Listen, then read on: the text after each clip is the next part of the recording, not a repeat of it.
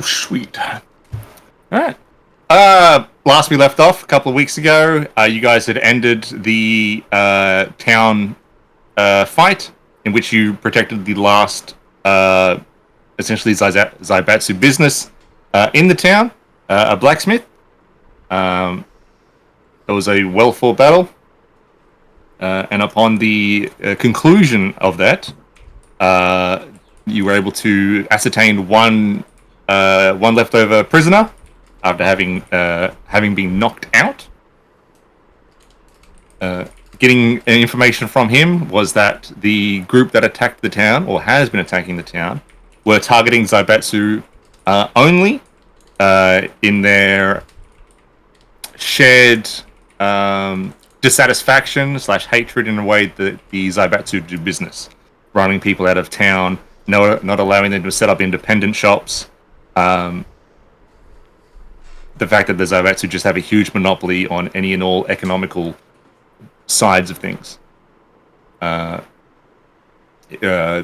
that unaware as to what the other attacks were, but upon the other group of mercenaries that were in the town to help, that the shogun of the town has died.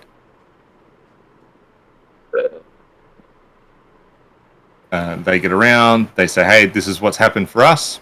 Why don't we take a look with the prisoner ourselves? You guys go, sure. But not before Finch kneecaps the guy. After getting some uneasy vibes.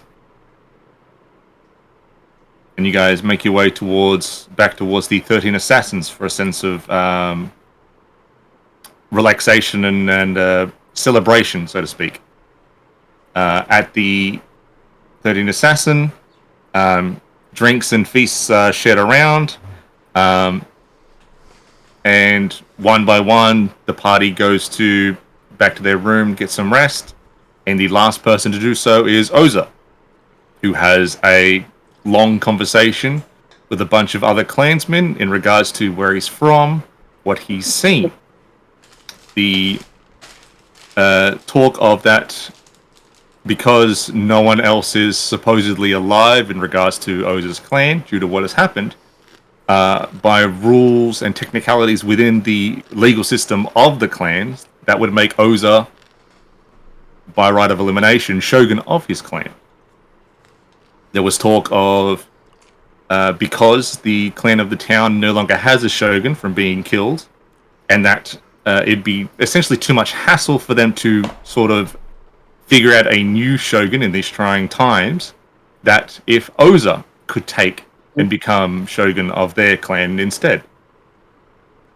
I believe Oza said he would think about it, and then went up to the room, and the clansmen left to go speak with the church, just to make sure that legalities were above board. Everybody gets a good long rest. Everyone's back up to full HP, all their resources. And we start with you guys waking up in the morning.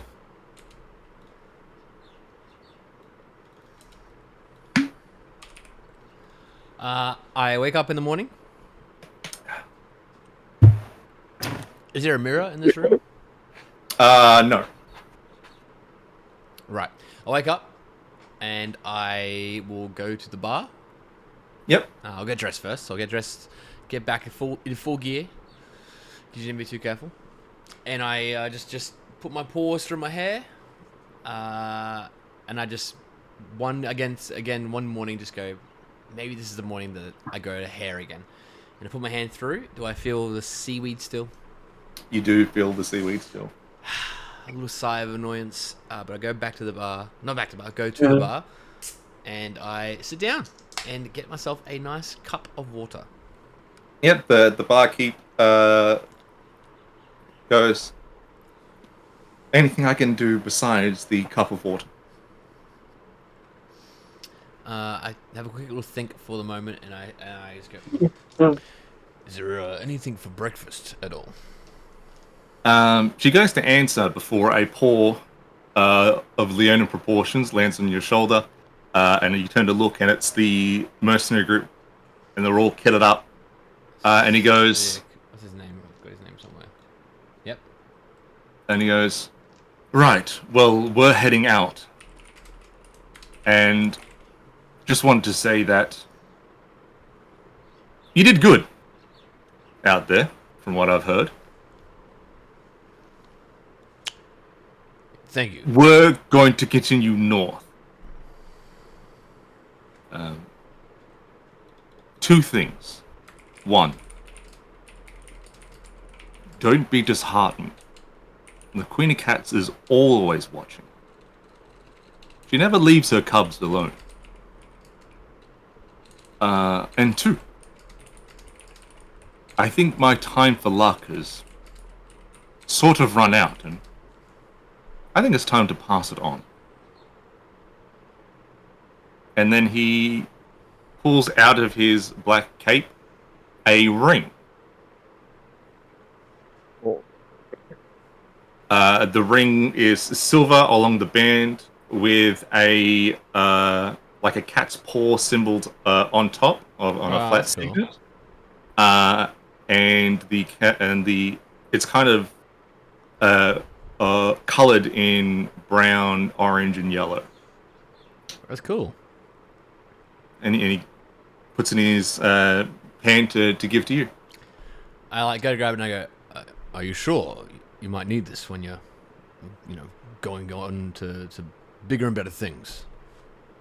No, I think our journey north will be a lot safer than your journey south. We did get quite a few more answers out of that prisoner yesterday, and it seems that the further south you go, the worse it gets. Right. I think that might still be our path. One of us has challenges and fights to do down there, and I'd like to go north to the shrine, but in due time. Very well. But And thank with you. that, he sticks his hand out to give yours a shake, Hand straight out. and this time he clasps, Yeah, fuck yeah. nods, and then they leave. I watch them leave, and as they leave, I kind of turn back, and I put the ring on my hand. You feel a sense of magic reverberate from this ring. That's cool. And almost instantaneously, as if the ring has felt a familiar touch before. Mm. Where are you, Mike?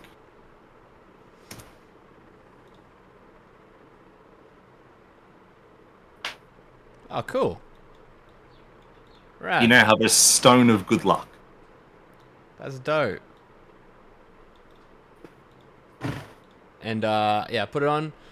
A little chuckle happens, and I go, "Oh, well," and I take a swig of my water, No worries. and I wait for that bartender to come back so I can order some food. Anybody else?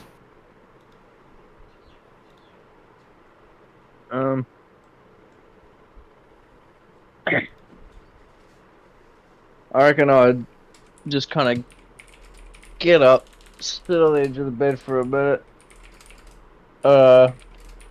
With that whole plan shit weighing, and then yeah, pretty much follow fucking Mikey down, do the same thing, get some food. No worries. You order what you'd like to eat in the morning. The barkeep is more than happy to do any request that is made. Sick. I don't have any money still, so I just tell the barkeep to charge it to Oza, my good friend. Oza, it's 4 silver. No problem. Thank you, good friend. Hang on a minute. The fuck is my character sheet? I thought I looked. Oh, there.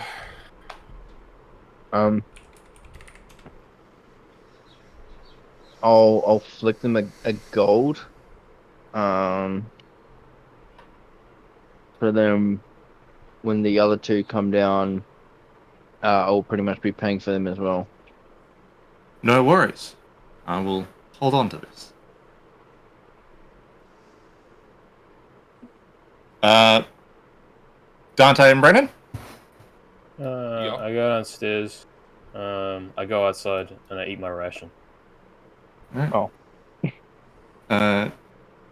Danzok heads upstairs, leaves, and then waiting outside for you, Danzok, is the Rakshasa that has been tending the carriages. He comes up to you and he goes, "The wagon you pulled in that had no horses left in the night. They wanted me to give you this letter and this amulet." Huh. Alright. The letter reads, "Thank you for essentially saving our life. You didn't have to, but we appreciate it. Apologies for not leaving in person, but with our mission of heading south for such an important event, we believe that time was more of the essence. Okay. Alright. We don't have any sort of money to pay you for this, but we do have something our father gave to us. And then the amulet that the Rakshasa gives you. Oh, what's this?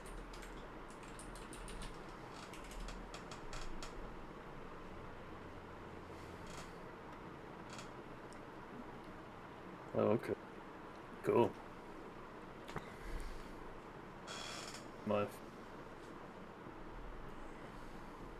You don't have the ability to heal that we do, but hopefully this amulet will help in the future. Excellent. It's not signed with a name, but it's signed with initials of an X, an A, and a U. XAU. Correct.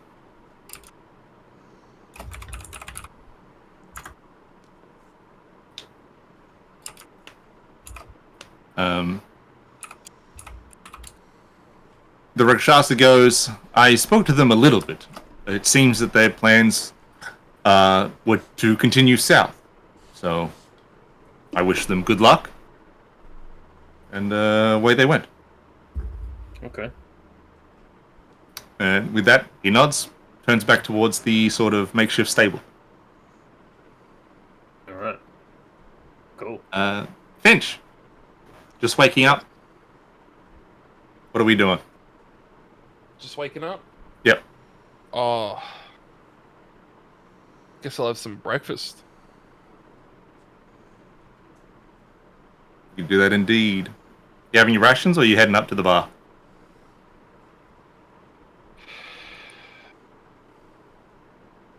It's a bit early for some soju. So. But I don't want to fuck up my rations, so I'll head up to the bar. No worries. Heading upstairs, there you see your compatriots of Oza and Ezekiel already at the bar, munching away on their breakfast. And then the Rakshasa, she sees you with a big smile, toothed grin. She goes, "Ah, Gem Bearer, are you up for something to eat?" Oh, sorry. I forgot you were here. Actually, I'm going back to my room. No worries. I decide to eat rations. I tend to Oz and I go, "Ooh, that was a bit different of him, isn't it? Bit rude."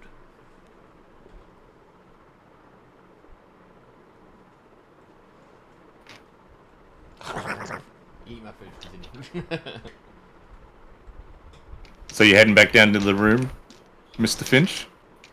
Oh, yeah. I'm just gonna stand in the middle of the fucking bar, just eat his rations in front of her.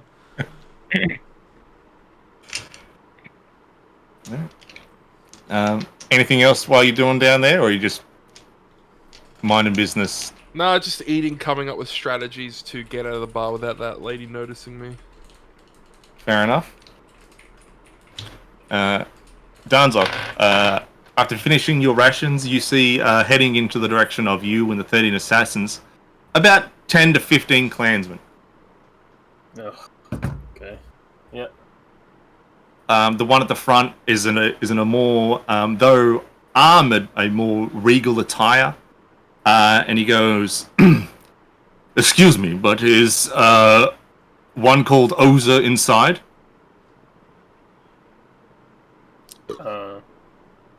Yep. Thank you. And then he makes his way inside the 13 assassin. Entering the 13 assassin is this regal, armored up looking bugbear, followed by 10 to 15 clansmen who will just try to like take a seat or stand in places that are comfortable, and then they just start eating their own rations. And he comes up to you, Oza, and he goes, "I am Zhao Ming. I am the chronologica of our clan. I have been told as to what has been requested of you, and I'm here to receive your answer." Writing down.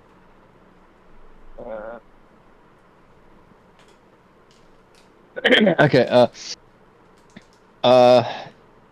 Yep. I've decided I will. You'll Go what? with that. I didn't write that clan down, did I? Right, what? Akamatsu. Oza? This clan, they don't have a shogun and they need one. And apparently only I'm able to step up at the moment. Well, that's a big step up there, Oza. Well done. Mm-hmm. Right. Yeah. Well, it is done. You, Oza, are now Shogun of Clan Akamatsu. Fuck yeah.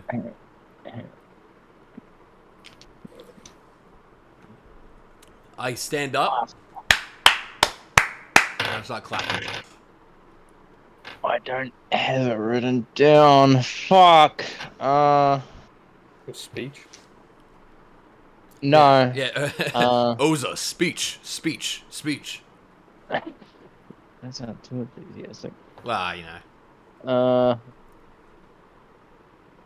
Just to be clear, am I still technically with clan, insert clan name of what Oza originally is, but I unfortunately don't have it written down on my laptop here. Yes. I can't remember what it's called. Technically, as of right now, this makes you Shogun of 2 clans. Okay. I aim to rebuild my original. So Within your rights.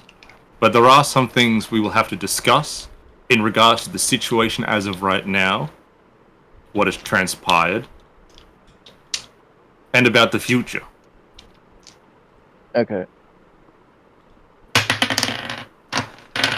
Oh, and Xiaoming, come forward. And a small goblin clansman walks up with a box, opens it up, and he goes, "This is the signal, or seal, so to speak, of this clan Akamatsu. This is what you need to wear to show that you are the shogun." Oh. Is it? I'm asking as the player here. Is it armor or something? It's a ring of Oh. gold. I was thinking a big fucking box for a second. ring shit. banded in gold, with a sigil on a flat surface of a head. That's with an ambiguous head of one of the three bugbear, hobgoblin, and goblin races, and then behind that head is a shield.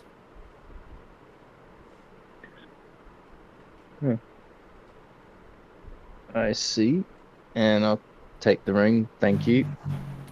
And when you take the ring, you feel a sense of magical proportions in it.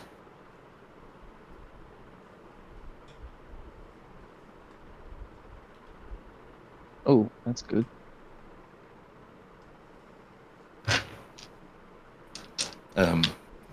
So that's out of the way. Normally, these are more of formal occasions, but trying times, yada yada yada.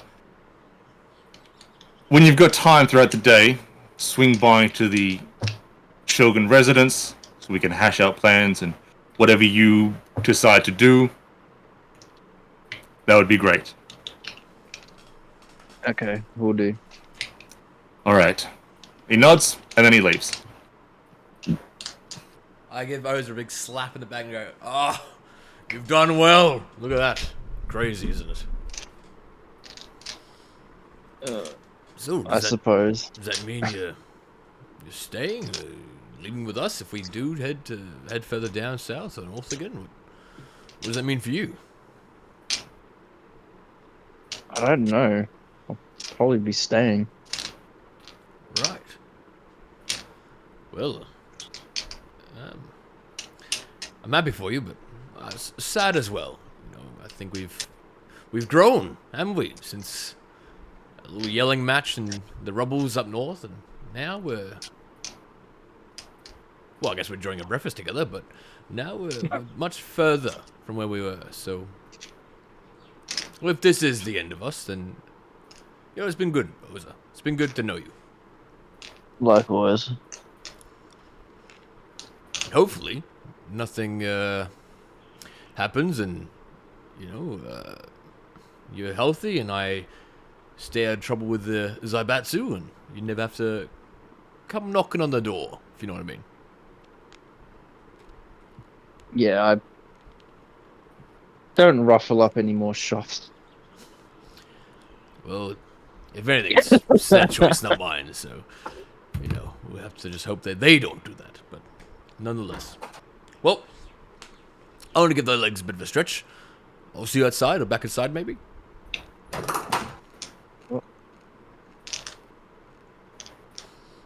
Fetch my drink, put it on the table. I give a head nod to the barmaid, and then I leave the 13 assassins. All right. You leave the 30 assassins, see Danzok close by, and see the chronologist walking away. Donzok, how are you this morning, my friend?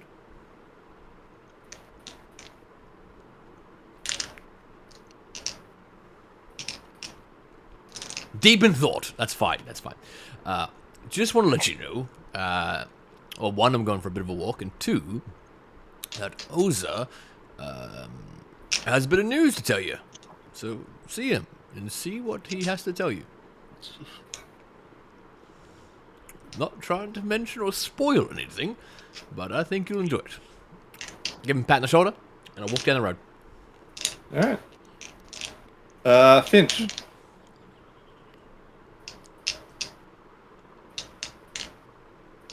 That's me. What are we thinking? Thinking of getting out of here.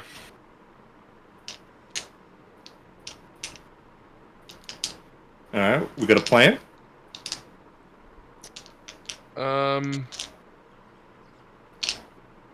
Nah, I just don't really want to be in this tavern. Might go shopping. All right. Oh man, fucking Finch and Ezekiel hitting the old frog and toad in the shops, mate. That'd be right. Hitting the markets. no. Hitting the town. Something's getting hit. That's the name of this side episode. Ezekiel and Finch hits the town. Yeah, damn. Better fill episode. Goku and Piccolo can learn to drive, and we'll learn how to shop. All right, so Emancipation of Ezekiel and the Gem Bearer. so you plan to just ignore the barkeep and leave straight through? Yep. All right. But walk quite close to furniture so that I'm kind of like obscured. Yeah, no worries. You make your way up, greeted by where once it was just Ezekiel and Oza, now it is just Oza and a room full of clansmen.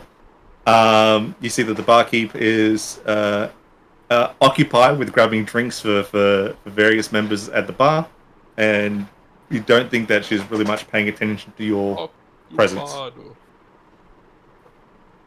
You stick by some furniture, moving between some clansmen, and then out you go.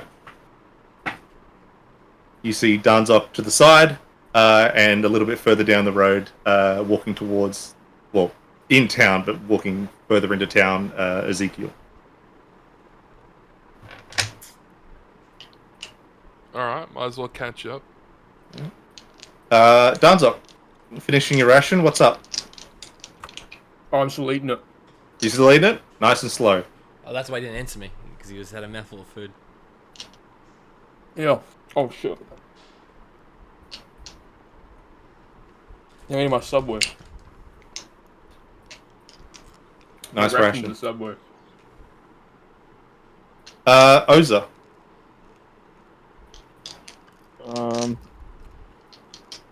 Well, I guess while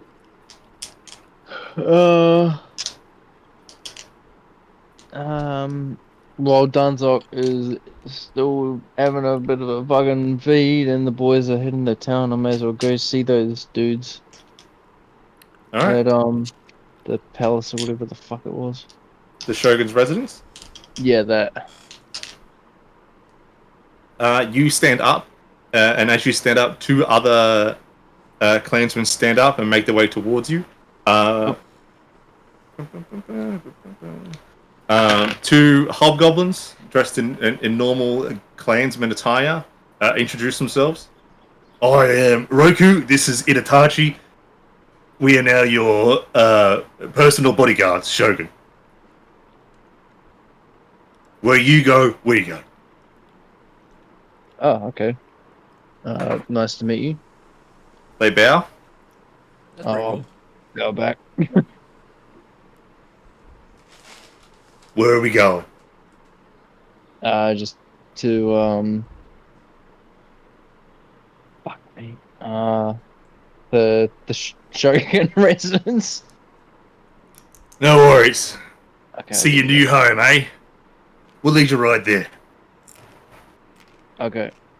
And then exiting out 13 assassins, flanked by two newly acquired personal bodyguards, the newly crowned Shogun of Akamatsu. Ezekiel and Finch, in your adventures through the town, what are we doing? Oh, Finch, where do you want to go? The world is our oyster, and I've got oyster-smelling hair, so where do we want to go?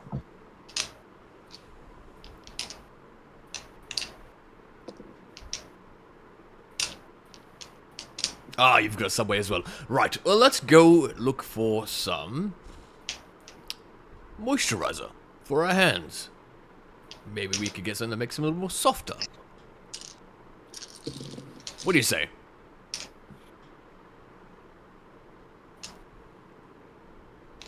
What the fuck? Right. Are we playing D&D or not? Another subway munch. And I go to the nearest store that looks like they might sell some moisturizer. There are no stores open at this point in time. Ah. As you wander through the district, which would contain all the shops, the remembrance of that, they've all been pillaged and in repair. The only shop that is open is the blacksmith. Right. That means we did our job. Well, I guess we have, Finch. Alright, well, I might as well go see the blacksmith, I guess. Hey, did you hear Oza's news? No, what was the news? Well, I don't want to spoil it for him to tell you, but he got himself a promotion. Pretty cool. Well, what's the new job then? Well, I'll let him tell you. I'm sure he's giddy enough to tell you. Okay. Right. Blacksmith, let's go. And I head to the blacksmith. Okay. Making your way towards the blacksmith, you see that there are clansmen here that are removing leftover like debris, weapons, and gear from the previous fight before. Bloodstains all throughout the road where the battle had taken place, and you get towards the blacksmith whose door is open. All right. I knock on the door. Put my head in. Put your head in, and you see the blacksmith is already working away at the moment. He seems to be measuring a clansman or a person at this point in time. Like the size of he's got a bit of string, and he's measuring dimensions of a person. Cool. I walk in and I say, "Hello again." Do we have anything? Actually, before we do that, do we have anything like any jobs at the blacksmith at the moment? Nothing, right? No. All right, cool. I walk up. I say, "Oh, good to see you back in the saddle."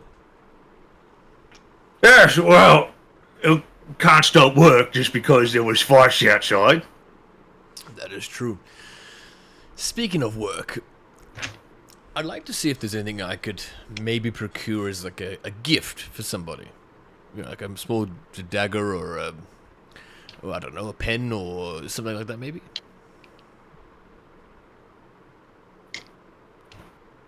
You want to give a weapon as a gift? More of a commemoration, like congratulations on your promotion. One of those sort of things.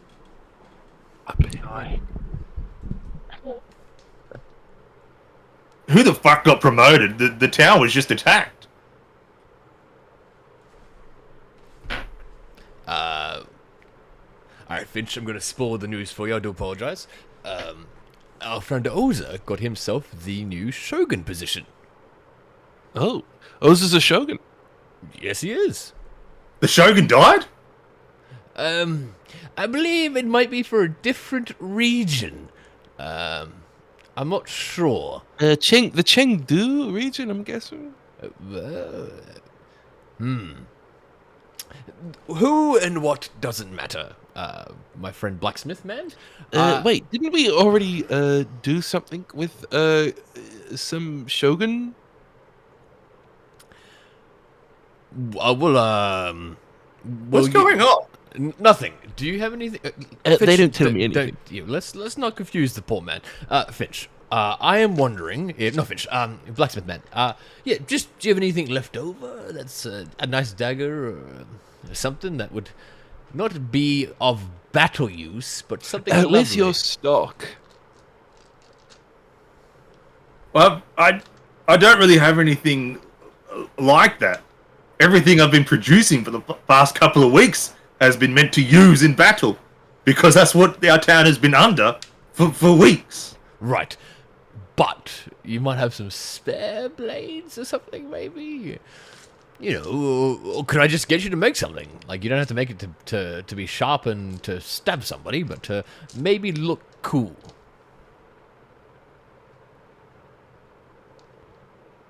Do you have a weapon you could give me so I could make look cool? Yeah, I have other things.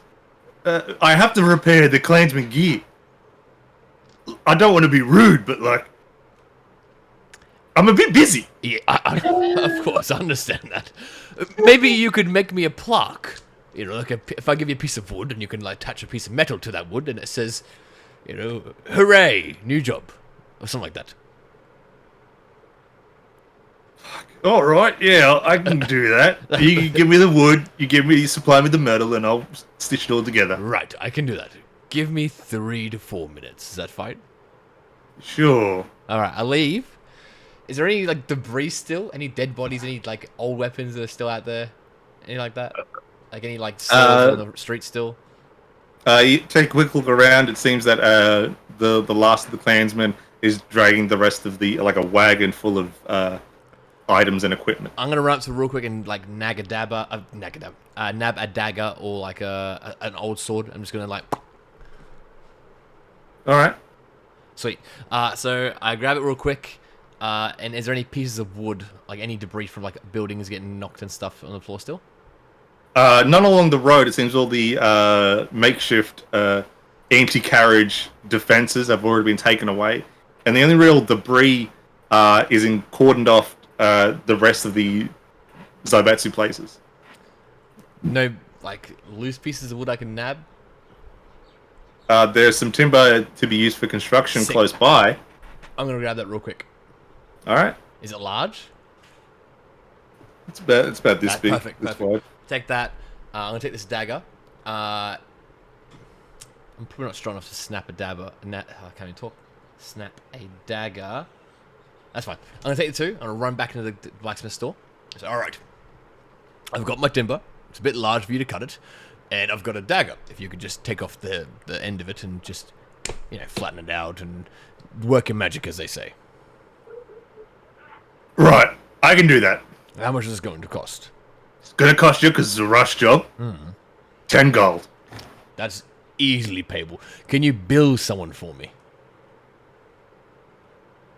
Who am I billing? Oza is his name. He has my money.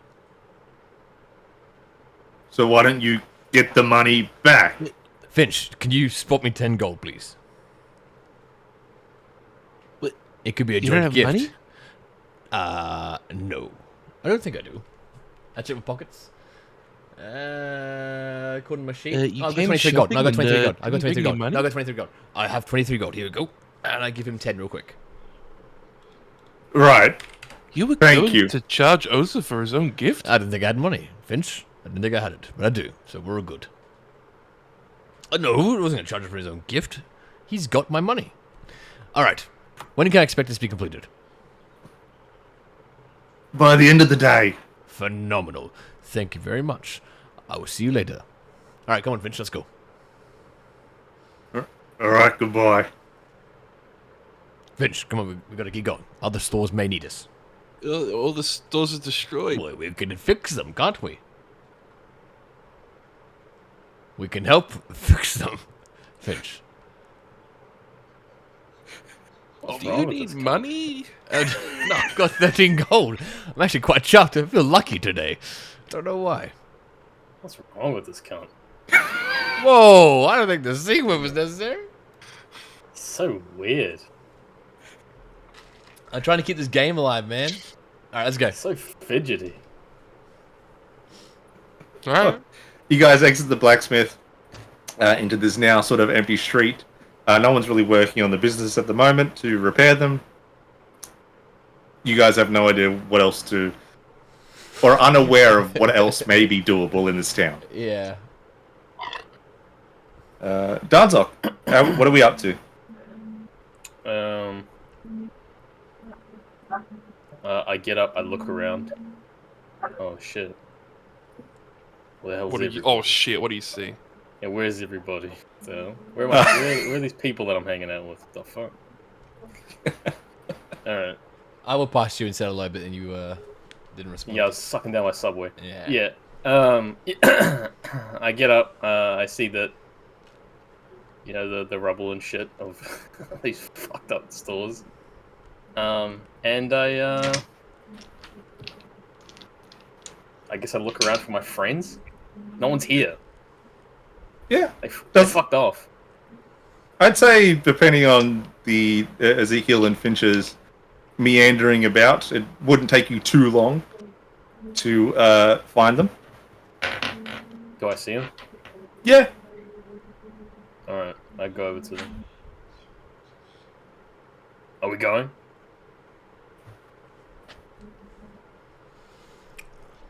Yes. Alright. Well. Oh, it's just dawned on me. Fuck. Yes, we are going. Alright, We let's just. go. Well, all right, we should probably wait for. Where's Oza. Oza? He's. Well, I've already spotted. He's becoming the new shogun, which is very cool. All right. But that probably means he's gonna have to stay here when we leave. All right. So, Well, let's You go know. then. yes, I've got him a gift, though I just realized that I told the man that I wanted it written on it, hip hip hooray, new job. And I didn't tell him to actually write down something more meaningful than that. So I might have to go back to the blacksmith very quickly. All right. Alright, I'll be 5 minutes. And I'll run back to the blacksmith very quickly. Yeah, you run back to the I head blacksmith. for the front entrance. Knock on the door again real quick. Yes, I know I'm going to be a bit of a bother here. You haven't started writing on that one yet, have you? No, I'm still busy in the work. What is it? I would like you to write... Alright, I'd like you to write on there. Congratulations. Just congratulations. No, congratulations, Oza. And I would like you to write also underneath it. You've come a long way. Look, I'm just gonna say it. You gave me a dagger, Yes. right? You want me to put hip hip hooray, congratulations. Do you understand how much space is going to be All right. required on this bit of metal? I'm aware. I'm aware now. Just write down on it for me then. Just All write right. down congratulations. Oh, that's not very meaningful, is it? No. Put down. We don't really have a group name. Please the more I just think about it. inscribe Shogun on it. There. That's not many letters, is it? No, it's 5 actually. No, 6. Commemorates the occasion. Yeah, Shogun's a good idea. Put that down. Just Shogun, nothing else. Do you think there's room for a to the? I could fit that in, yes. All right, I'll do that. Thank you very much. And I slap his table and I walk out. Yeah, as you're walking out, you just hear a "fuck me." All right, Donzo. Where would you like to go today? There's shops Oh are no, closed, you so- guys walked off to the blacksmith. I kept walking to the gate. Oh, I've left. I kept walking. where did Donzo go? And we're heading south, so I pulled out my compass when I got to the gate. Or compass? I don't know, the dial. Anyway, His sundial. yeah, I head for the south. Where I was going to go originally. As you're walking to the gate, Danzok, you realize that you actually don't need to walk on foot. You still have a wagon and fucking horses. the wagon. Yeah. Isn't all our shit in the room as well? I don't live in the room. The fuck? No, I know. Okay. Oh, and I go. Oh yeah, that's right. I make my way back to the cart, the horse and cart. All right. Oza, you make your way towards the Shogun's residence, and it's a nice, regal-looking place. Seems recently furbished. Standing at the door is a clansman. As you approach with your 2 bodyguards, he opens the door and then points in the direction of supposedly where you're meant to go. Down a couple of hallways and into a side sort of room. Seated, cross-legged, waiting for you is the archaeologist. In front of him is a table with a bunch of paperwork and a seat on the opposite side of the table. I was walking to the spare seat, mainly. He goes, "You don't need to ask. You're the Shogun, Oh. Formally." So You step inside, sit down. The door closes behind you, and your 2 bodyguards stay outside. He goes, "First things first. What do you want to do in regards to what has been happening up north? If you're even aware of it. Fuck, I didn't think about this. At this point, just gather information. There's too few too many unknowns to do anything big. Right. For clarification, I am talking about the Chuan ruins in the swamplands. And then just fuck. Of What course the it fuck is that? Probably the lawnmower.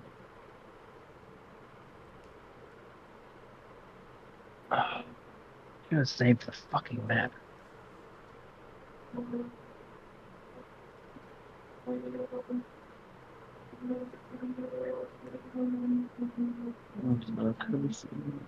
believe that's the fucking map.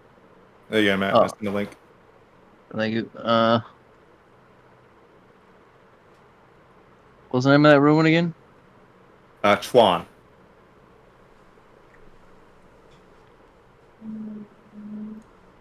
He goes, we've essentially already lost another clan and a shogun to that place. No real knowledge has been given to us in regards to what is happening out there and why. The previous shogun was very tight-lipped about it, and as he is no longer with us, everything about it is essentially dead. Personally, I prefer it if we completely ignored those ruins and had nothing to do with them. We're understaffed as it is, and sending anybody up there would jeopardize our town's safety. But ultimately, that call comes to you, and whether or not you would like to start sending people up there to see what's going on, or to forget about it. I reckon for now I'll put a pin in it.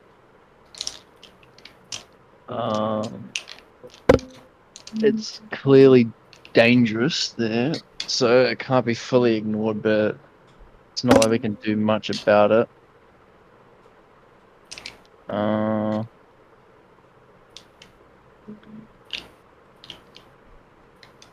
Very well. Yeah, I reckon just if anything, observe from a distance. And he takes a quill, starts writing down.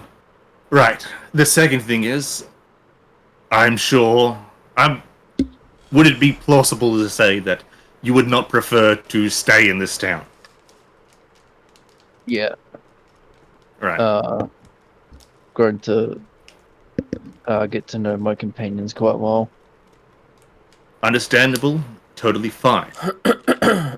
As supposed second senior person within the clan, for the most part, I can run the day-to-days, make sure the town is looked after, get everything back up and running if you so wish to leave and continue upon your journey. Okay. In saying that, you would not be leaving alone. You will be accompanied by your two newly acquired personal bodyguards. More so for the purpose of keeping each other up to date in regards to what is happening. I can send messages to you, you can send messages to me. Everything is within the loop. And all legal. Okay.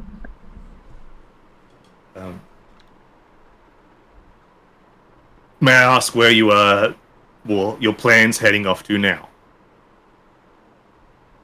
Oh, I don't. We're in Tianjin right now. No, we are not. No, we're heading to Tianjin. Correct. I believe we had a couple of plans. One of us had some fights or some other personal business in Tianjin. And Another one of us wanted to look into the Shrine of Animal Lords at some stage. But at this point, that's about all I can think of. Right. Okay. That's fine. But I have just received, I say just, but earlier in the morning, a messenger has come from Tianjin with news and information, mainly about why we haven't been receiving any aid. For months, we have received no word, no help, no support. It seems that riots are starting to break out within the city. There's been a food shortage of sorts. The clans no longer follow the orders of the Divine Clan. It's a bit chaotic down there. Ah. Hmm.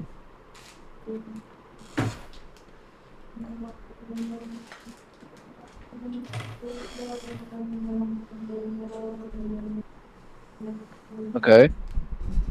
Apparently, Warlord Song Divine is held up within his imperial palace and hasn't been seen in weeks.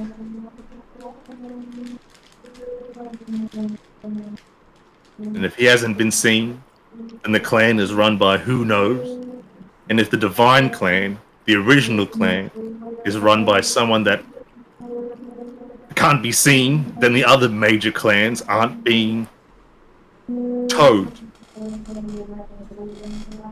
Each clan seems to be vying for some sort of control without directly attacking the Divine Clan. But there are some serious things going down there, and if you're going down there, be careful. We can't exactly lose two shoguns. Shame would be on our families forever.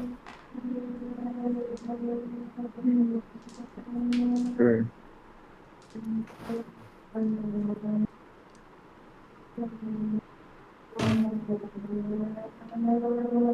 Of course, you'll be going as a shogun, and as such, you will be given, hopefully, the respect and prestige that comes with it.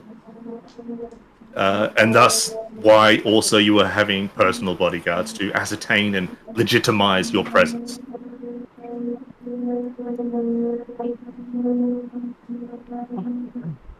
Damn, whoever's mowing the Shogun's lawns, bro, tell them to shut the fuck up, man. Yeah, I reckon. Oh my goodness. Having a meeting here, man. Sitting in this nice little palace and all that shit. Whatever the flying fucking we can hear up on the other side of the wall. This is a fucking hobgoblin running around a fucking motorized goat. We don't have much pull in Tianjin, but I do have a brother who works at the 13 Peaches. That would be a safe place to stay.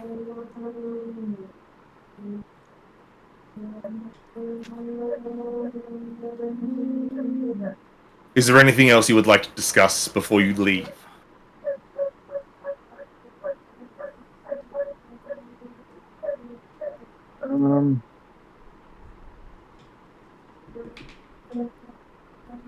No. All right then. And he gets up.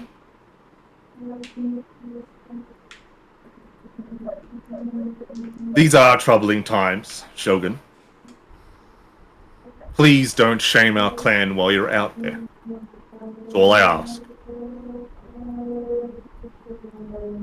I won't. With that, he bows and he leaves. The bell and I'll also leave. As you leave, Roku goes, "Would you like to see the Shogun's personal room? Get yourself acquainted with some gear before we leave." Sure. And I'll, yeah. Do it. Excellent. You make your way to the Shogun's room, and already prepared for you, as if expecting that you would leave, is a set of cases. There are 4, each opened up, each containing, the first one contains essentially rations. The second one contains a new set of gear Nice. for you to replace the gear that you already have. And the last two are utility items. Parchments, scrolls, wax, formal insignias of the clan. That's sick, man. Put on your fucking new garb.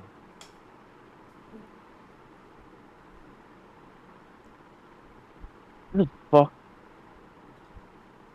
What am I looking for? Am I fucking... Ah, whatever. Yeah, carry on.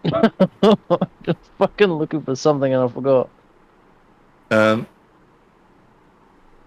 and with that, Rick goes, "We'll grab the cases. We're told that you don't need to be provided with a new carriage. You already have one. Is that correct?" Yeah, that's right. All right. They walk up, close the cases. They both have one in each hand, and they go, "To the carriage, then, Shogun." Okay, to the carriage. All right. You make your way back towards the 13 assassins and the makeshift stable outside. Danzok, realizing that he also forgot the carriage, makes his way back towards the 13 assassin, and then Finch and Ezekiel see Danzok walking back towards the hotel. Fast like, oh, what did you forget there, Dunzock? Nothing. Oh. Right, well, Making sure there was no blockages on the road. that's cool, yes, I guess after the fights. Well, if we're getting ready to head, I would just like to ask if we could leave in, say, 5 hours or so. No. Well, I've got something I need to wait till another day. Alright. Thank you. Better find another carriage then. Well, I ask that we just wait, if that's possible. Alright, what is it then? What is what? What are you waiting for? Well, I'm making a gift for Oza. Alright, we can go then. No problem. Alright, well, you can wait for your gift, and we'll be heading off. If that's the way you want to play it, Dunzock, then that's fine. No problem. No worries. Finch, you come with me, or are you gonna wait? No, I'll we'll continue. I'll continue with you, Oz. Right. Danzok. I head back to the carriage. I just don't want to go back to that fucking place. I get back to the carriage. At the carriages next to the assassin, waiting for you is the Rakshasa who was apparently never left that area. And then you coming up, he goes, "Leaving, are we?" Yep. Right, well, the horses have been fed. We have supplied with a couple of days' worth of rations for the horses themselves. They're inside the carriage. And nothing is broken. Perfect. Thanks. Only ask that you just pay the final fee and you're good to go. What do I owe you? 13 gold, please. Yep. I hand over 15. Yep. And 2 there for a tip. Much appreciated, Danzok. May you have glorious outcome to the fight to be in Tianjin. Oh yeah, don't remind me. Yeah. All right. Thank you. No worries. Oh, actually, you wouldn't be able to set up a room ready to go in Tianjin, would you? You wouldn't have any communication between those two places. We can see about that if you just... I will speak to the keep. And we'll see about getting a communication in line. If you just wait a moment, All right. we'll see what we can do.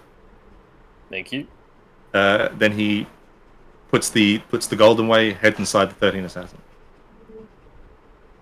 Yeah, I guess I get on the carriage and I just sit there, like I'm like on the not in the carriage, but you know, where the driver's seat is, I guess. Yeah, The I'm range. I drive. Um, Ezekiel, as you make your way towards the blacksmith to wait the hours that it would take for the job to be done, turning the corner and approaching from that direction is Oza, flanked by two clansmen, each carrying a case. That's it. Oh, I didn't think you'd be coming down Main Street. Yeah. I believe Donsock is getting the carriage ready to go, and I don't know his ETA, but I feel that it's very soon. So I can say goodbye to you there if that's what we're doing. Yeah, sure. All right. Well, I'll be there soon. Okay. Uh, The as, carriage. as he walks off, I'm going to quickly go into the blacksmith shop for the last time. Yep, you see him working away on hammering the dagger, flattening it out to be more applicable over the wood. Sick. I say, don't stop working on my account. Just letting you know that I won't be here to pick up the gift for my friend. So if you could get that delivered to the Shogun's residence, that would be perfect. Right, if you want me to deliver your gift to the Shogun, right, that's going to be an additional 2 gold fee. That's fine. I'll give you 3 for the annoyance. And I give him 3 gold. Right. My apologies. Thank you. So you want me to just hand it to him and go, here's a gift by some dude with seaweed hair. Well, I feel like a Leonin probably be the better thing to say. I don't think there's many of us around. But there is that other guy. 1 or 2. I think he would not. My friend would understand if you said Leonin. Your friend's the Shogun, Yes. the new Shogun, and you wanted him of to be region. paid for it. I don't want to Originally. No. Now your friend you don't want to deliver the gift as well. Well, I've been hurried, and I don't want to travel alone, is what I'm getting at. So I have to go sooner than I'd like before the end of the day. Your time is of the essence. That's why I paid you Right. 3 gold to deliver it for me, yes. You can deliver it to him, to his friends, to let him know that Leonin is giving this as a gift. He'll be here. Right. All right.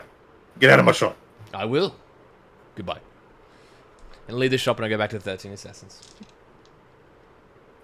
Yep. Make your way back to the 13 Assassins. You see in front of you Oza and his 2 compatriots walking up as well. You see to the side Dunzup just sitting at the driver's seat of the carriage. And Finch? Where are you? I'm also ready to leave. And I Finch just don't want to go anywhere near back to that bar. Right. Bad bitches in there. Oza, you walking out. The Finch and Dunzock see Oza coming up to you guys with 2 clansmen beside him, each carrying a case. Yeah, just leave those there, guys. Is this Roki goes? So this is your carriage, Shogun. Yeah. Just give me a minute. No worries, Lord. And I'll just go up to the fellas. The it's Finch and Donzock. I was gonna come with, but I think it'd be best if I just stayed and got to know people here and all that. I was told the 13 Peaches is a good place to stay. It's safe apparently. Down at Tianjin is apparently it's rioting and all that. The warlord hasn't been seen for weeks. There's a lot going on. A lot going on between the clans and such. So just be careful with that. And if you happen to go towards it was the Chuan ruins, eh? They were bad. Yes. Yeah, if you happen to head towards the Chuan ruins, there's been a lot of bad stuff surrounding that with this clan here. So just be wary of that if you head that way as well. Um, I'll do what I can to help you guys from here. But yeah, just remember to come back here if you need to rest up. I'll be here. All right. Oh, and I'll split my gold between you two as well. So that'll. Oh, fuck, hang on. Too dumb.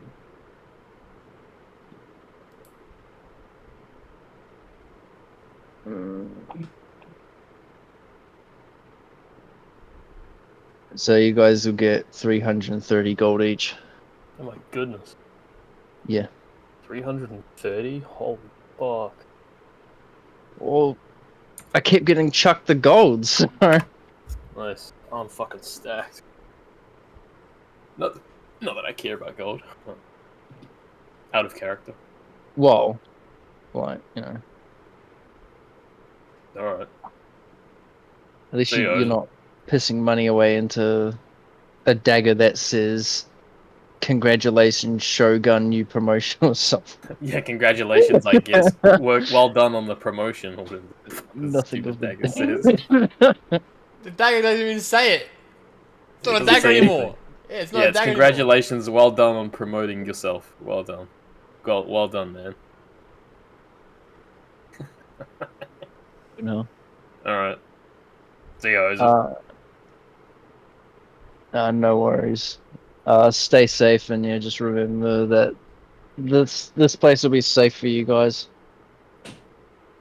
And I'll give them both a fucking handshake each, and instead of the bodyguards having to slug the fucking cases out and carry them back, I'm gonna carry them back. What are the and be like, cases? What the fuck? Is that your it's stuff? just, yeah, it's just gear. Alright. Roku Just goes, save that fuck around. So we're not leaving anymore? No. I realize that I've just got here. I don't know the town very well, and if I'm going to run it, I should probably get to know people here a lot better. And it'd be easier to run it from here.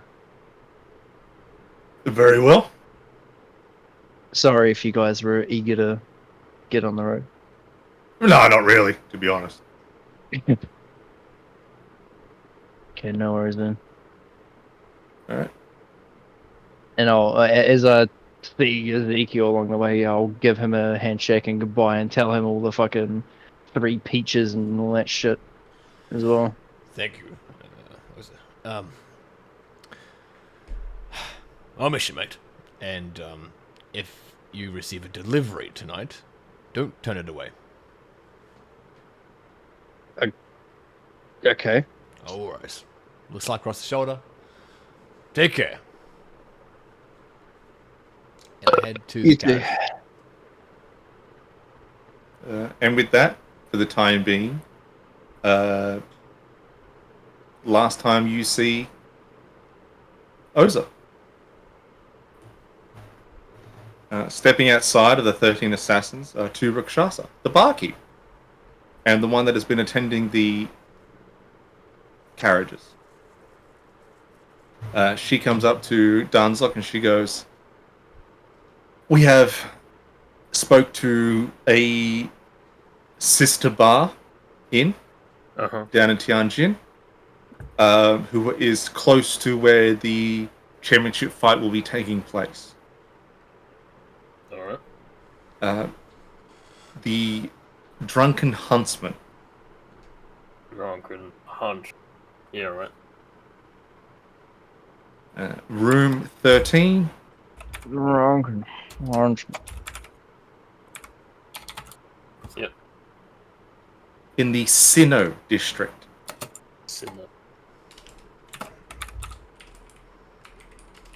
And I have been warned that things are a bit tense down there, so please be careful. Will do.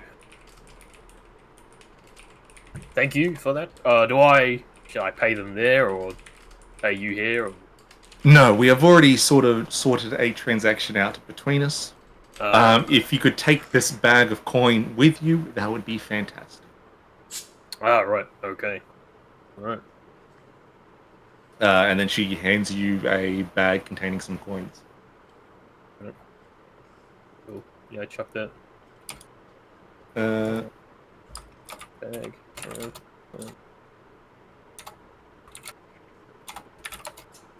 Brush dust.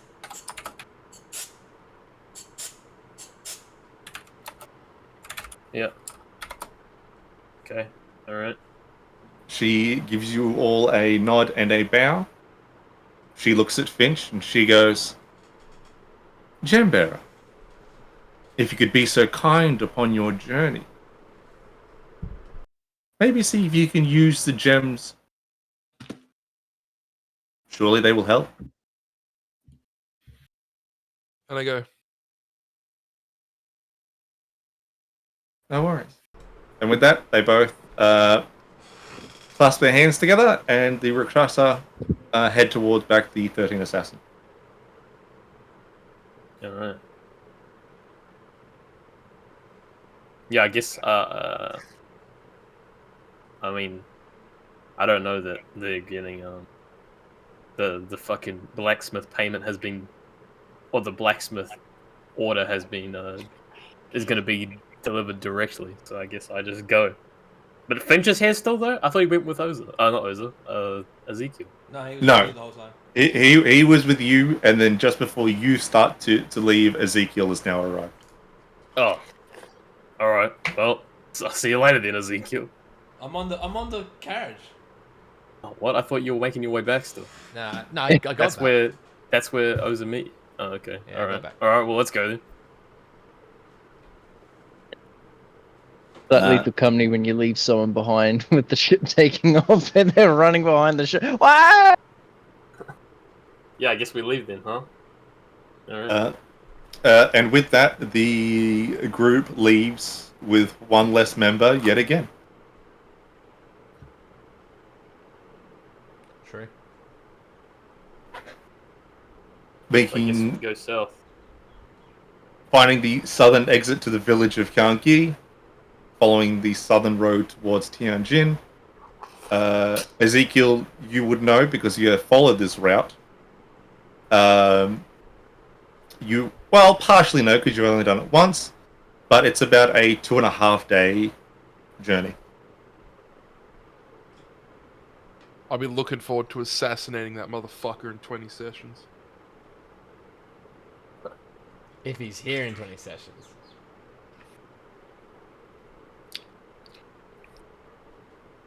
We're getting pretty close to a particular point. We're playing musical chairs here, Mike. If this fucker don't got a throne to sit on, it's because we're the ones who stopped the music.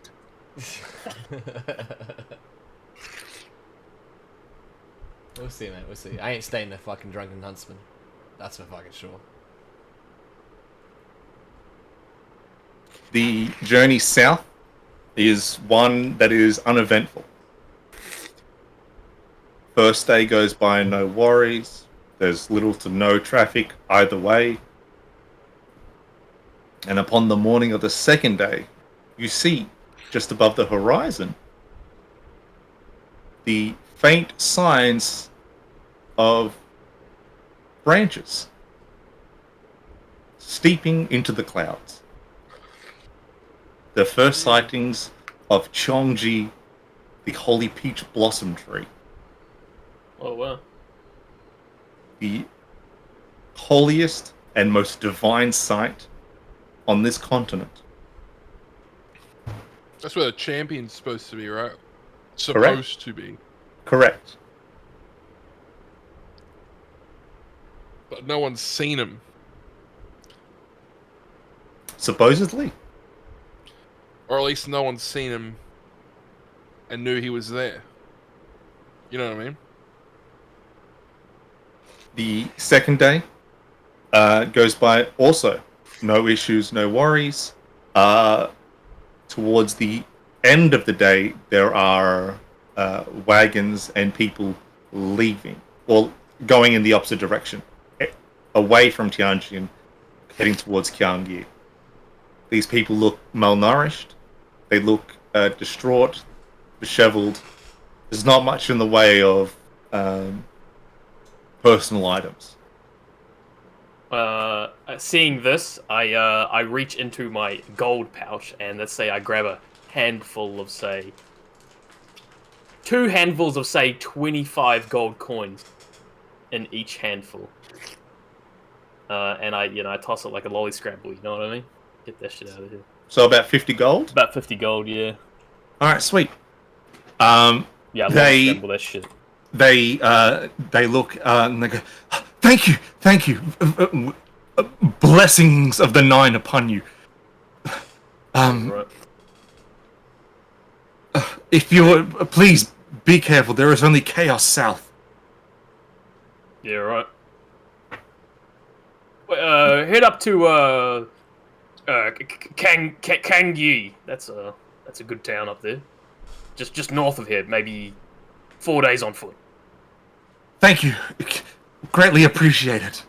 They finish picking up the gold coins. They're bowing and they continue along in a more hurried fashion up the road. On the third day, about 10 o'clock, midday through, you see starting to see along the horizon the walled city of Tianjin. And as you get close, dog following us? The fuck? I don't know what's just barking at me. I think it might be the lawnmower. Barking at the fucking cart with the orc on it. The hell? Hey, yo, is this dog racist? What the fuck? Well, she is a dog German enemy. Shepherd, and she growls at black people. So Oh, whoa. what the fuck did she get up the front? The closer you get, the higher the walls appear, and the closer you get, the more of the tree is visible. But that tree's a long way away. Have I seen this tree? Do I know about this? Because I don't live in the mountains, so I don't really know what the fuck this shit No, you've never seen the tree, but you have heard of is. I the know tree. about it. Oh, right. Passing commoner tourist knowledge. Yeah. Only Ezekiel and a bit of Finch would know the tree. In that Ezekiel's never when I say seen the tree, I say it in the pretense of like you can go to like as if you could touch it. Oh my god, can you put that dog down? Fuck. Are they like actually annoying? Because I can mute. Yes. Okay, I'll mute for a bit until I've not stopped looking at that tree. You are aware that the tree is massive. It is huge. Kilometers in diameter. Branches reaching into the sky, past the clouds. Unending. And the closer you get to Tianjin, the more people start to leave, fleeing that city. It seems like quite a lot, but Ezekiel, you would know that Tianjin is a massive city. Yeah. Tianjin, for perspective, is the Tokyo of Arcosis. Oh, okay. It's a mega city. There was the Ezekiel would know due to history lessons working at the War Academy in the south that Tianjin was the first settlement, the first city, and the home of the Divine Clan since its inception, and has only been built upon continuously. Each district within Tianjin holds though there is farmland outside of Tianjin, the size of the city itself, there is each district also contains their own mini farmland. So if the city was ever under siege, they wouldn't be starved to death.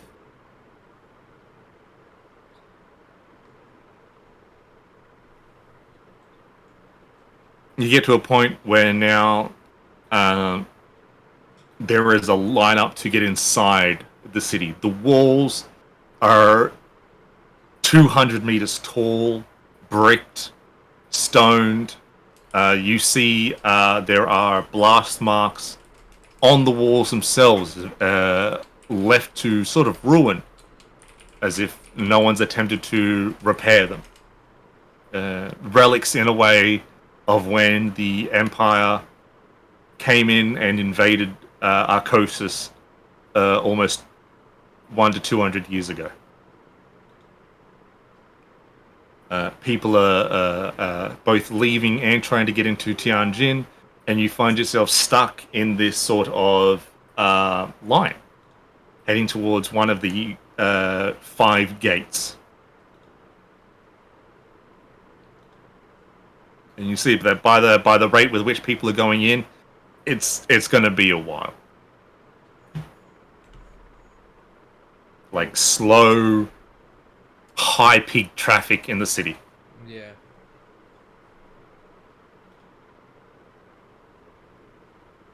Could everyone roll for me a perception check?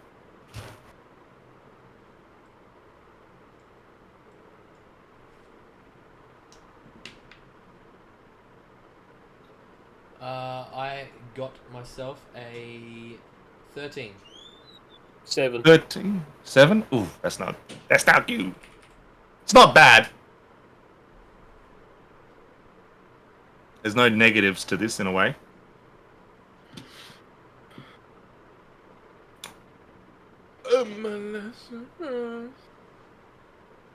Yes. Shrewd investigator. Alright. Oh, fuck yeah.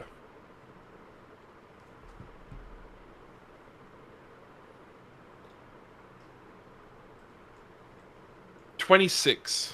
Excellent. Excellent. For the most part, Ezekiel and Danzok, you just hear the chatter of people around you, more along the lines of, people going in, hoping to seek some sort of better life than what they had in other places. You hear people that have arrived from Sinuiji.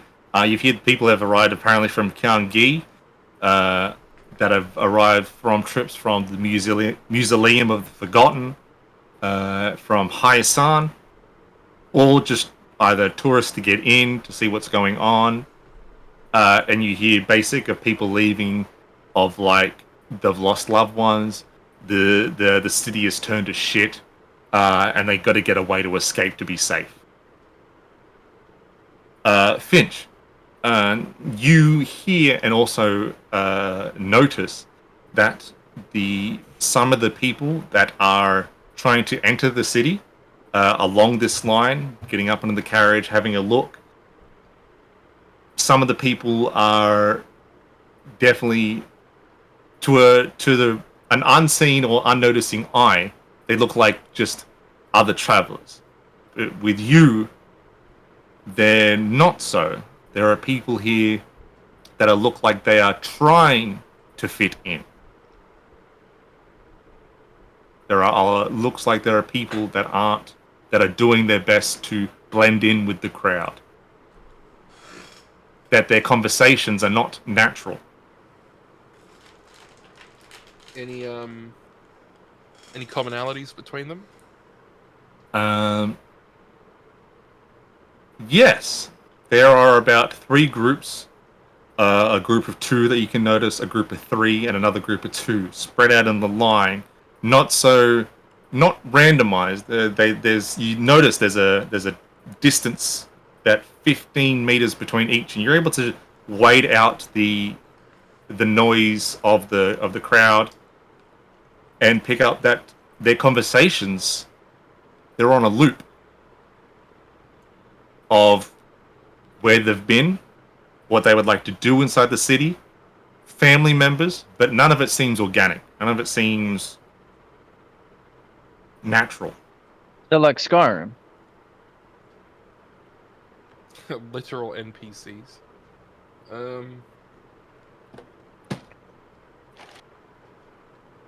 They wearing anything? They're wearing dark green cloaks that cover most of their features, but based upon their height, that you're able to cut out all of the smaller races.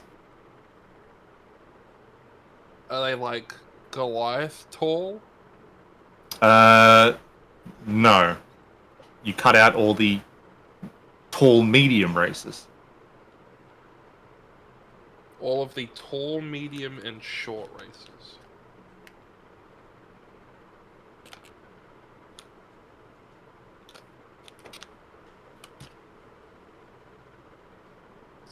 Line moves further along a little bit. The first group, they get to the front. Large iron gate. The gate lifts up. Some people leave in a sort of hurry. You see the clansmen of this area look weary. They look tired. They look on edge. But the group of 2 at the front. Quick implication. You notice that there is a shift of hands. And then one of the clansmen has now got a sack in his hand. Quick look around, and the 2 enter.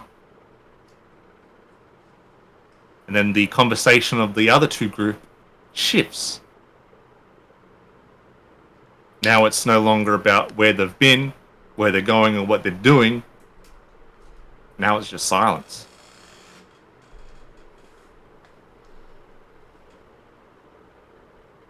The crowd shifts again, and it's now the other group, the second group, a little bit further ahead of you. Same thing again. They go in, there's an exchange of something. And then you guys are now at the front. Large gate, the swaths of urbanization in front of you.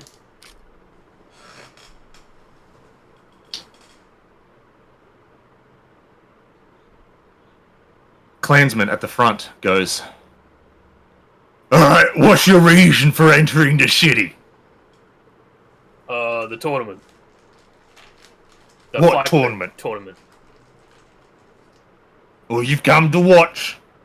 No, I'm participating. Yeah, he's in it. He's the You're- favorite to win the whole thing. And you, who exactly?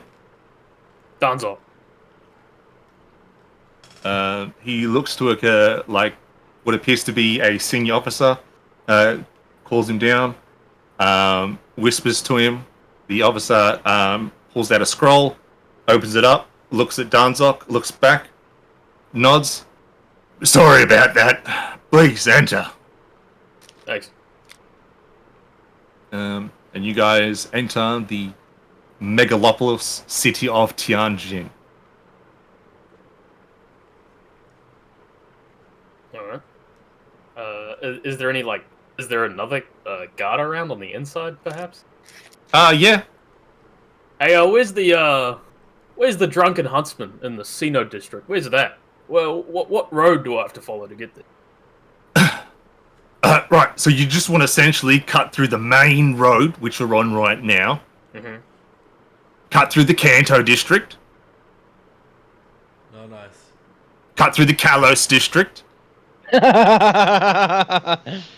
then you'll reach the Sinnoh. All right. Nice. Thanks. No worries. Yeah, I follow his instructions. And away you go through the city. Ezekiel, you would know partially. Actually, roll a history check for me. Can do. Because I don't think you stayed here for very long. We're at 18 plus 4, 22. 22? Excellent, that's enough. It's going to take you about 2 hours to get to the Sinnoh district. Where do I remember do I know of where the 13 Peaches is? No, I would say no on this one. You wouldn't know where, but you would be able to sort of find your way. Yeah. If we get heavy traffic and there's a point where we're not moving anywhere and there's guards around, I will ask. But if there's no point of that, then I will just go and ask when we get to the Center District. No worries. You guys make your way through the way that the guard said, through the main road. You cut through the Kanto district, entering the Kalos district, and then you are diverted along a separate road. There is a large street fire that is engulfed, and then there is to the side and through barricaded streets, riots breaking out. Jesus.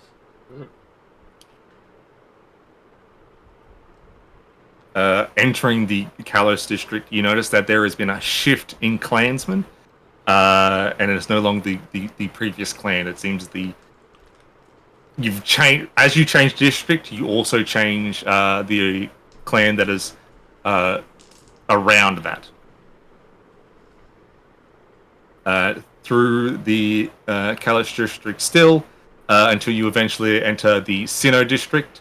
The Sinnoh district itself is walled off compared to the some of the other districts. Each district is walled, separating itself from the other districts. But the style of wall is different. The Sinnoh district is a more furnished style. The stone walls are more intricate and detailed. And after your, thanks to Divert's now 3-hour journey, you are near the heart of the Sinnoh district. Is the Drunken Huntsman near the middle? Can I look around and see anything? You can't see. There are no signages in regards to. Well, there are no signages at all that you look around and noticed. Nothing designating streets. Nothing designating points of interest, important buildings.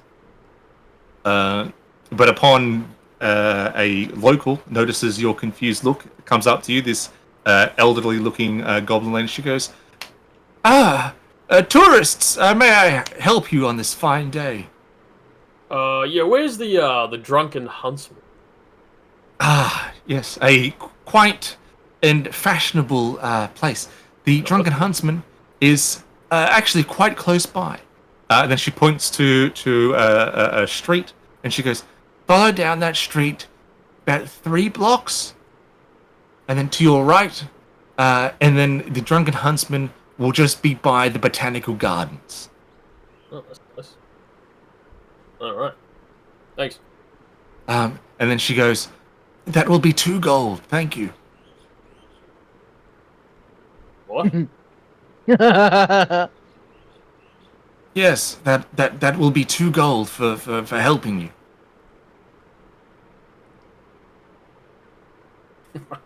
I just laugh. yeah, yeah, alright. Anyway, thanks for that. Yeah, I whipped their brains. That's the horse going again. She watches you leave, dumbfounded.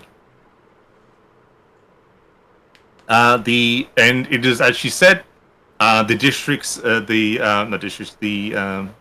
blocks The housing in this area is very nice, clean. The streets are more cobbled and tiled. The clansmen that are acting as guards in this area are more formally dressed than clansmen of before. It seems that this area in the Sinnoh district itself, wealth. You can feel like the wealth of this area come out in the architecture. The housings are bigger with larger yards around it. Compared to towns and places you have been before, even compared to Nancheng, this is wealth. And then you see in a palace the drunken huntsman, Oh, well. Alright. and then behind the palace itself is a large botanical garden.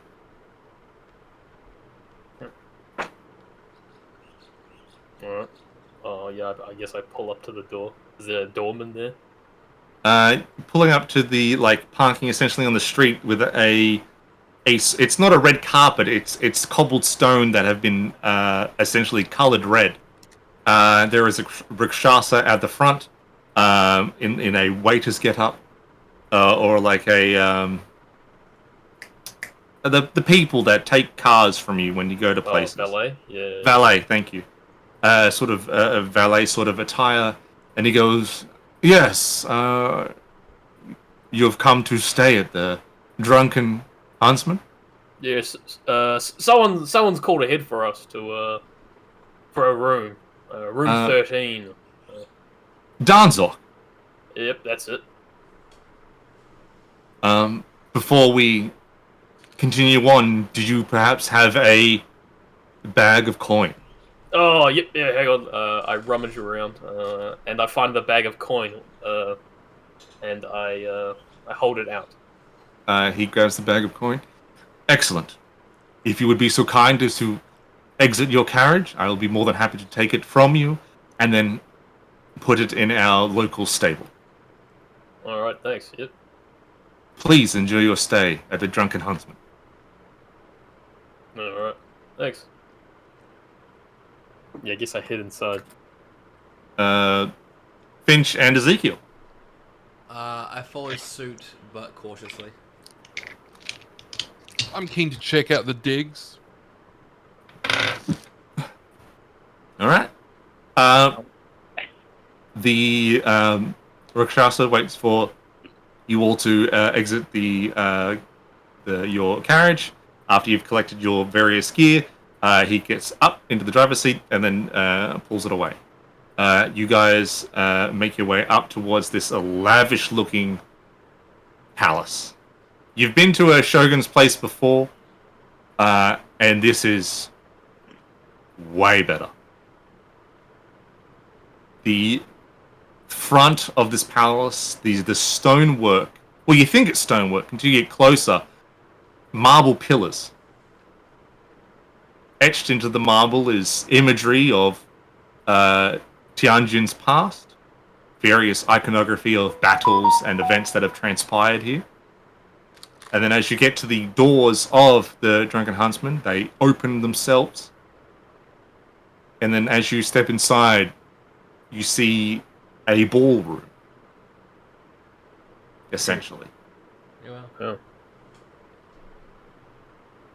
In this massive ballroom, at the ends of the left and the right are a set of stairs that twirl and wind up to a second story. And at the middle of this ballroom is the stereotypical Rakshasa-owned front desk. Alright. The only other sort of doors are the ones behind the desk and two close by the stairs that go up. The ballroom itself is filled with dining and seating, but it looks like they're not permanent. They can be moved. Mm. Walking up to the front desk, Rickshasta goes, "Hello and welcome to the Drunken Huntsman. How may I help you today?" I have a room booked. Ah, Danzog, I imagine, and your personal uh, chauffeurs. I have heard that you were coming.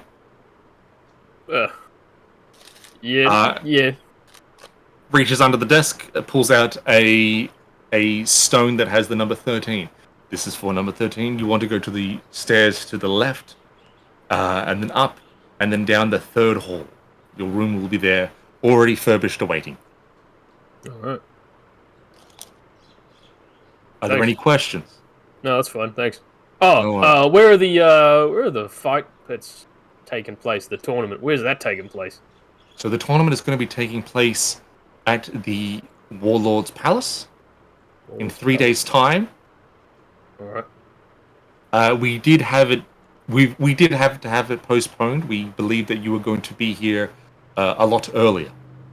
Ah, sorry. Yeah, business and such. Yes. So essentially, we're waiting on your opponent to arrive back from a mission of his own, and then in 3 days' time, it will be taking place at the Warlord's residence. You wouldn't know if he's been feeling all right. Like As normal and such. normal as the great cat can be, I suppose. Last I heard, or seen, or checked, he was perfectly fine. All right. Well, thanks. You're welcome. Oh, where's the Warlord's Palace? Actually, I don't really know my way around this town. The Warlord's Palace is located in the Unova district, at the center of Tianjin. All right. Yep. All right. Thanks. No worries. The Rakshasa pays you no attention, Finch.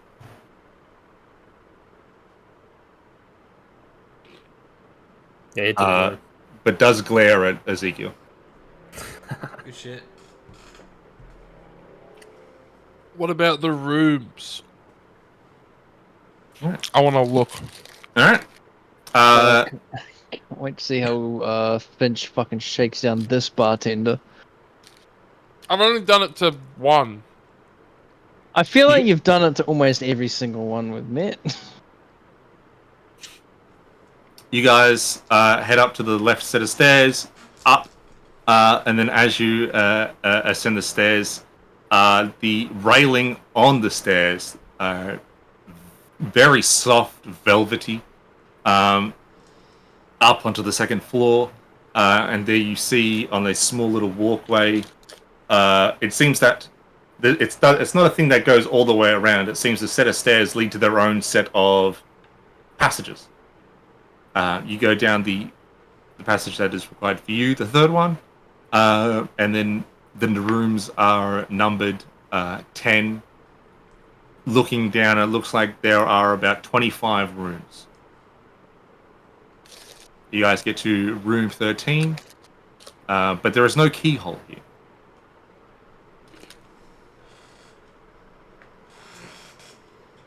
Oh. I look at the rock. I look at the door.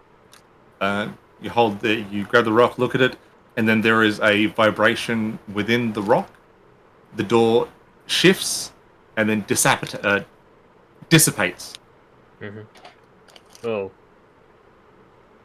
Man, cool.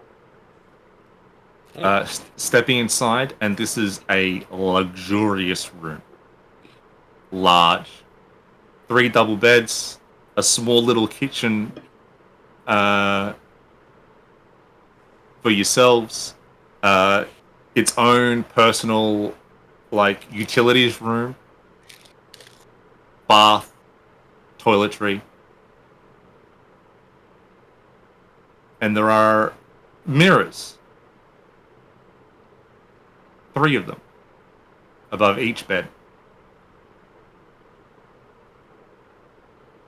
As you step inside, the door comes back into existence, sort of. And now you are here. Well, best not to use that key. I have a feeling it won't unlock from the inside. Who knows how this new technology works?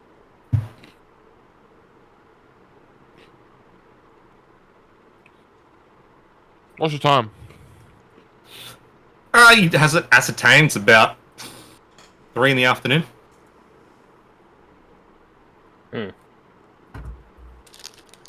Well, 3 days.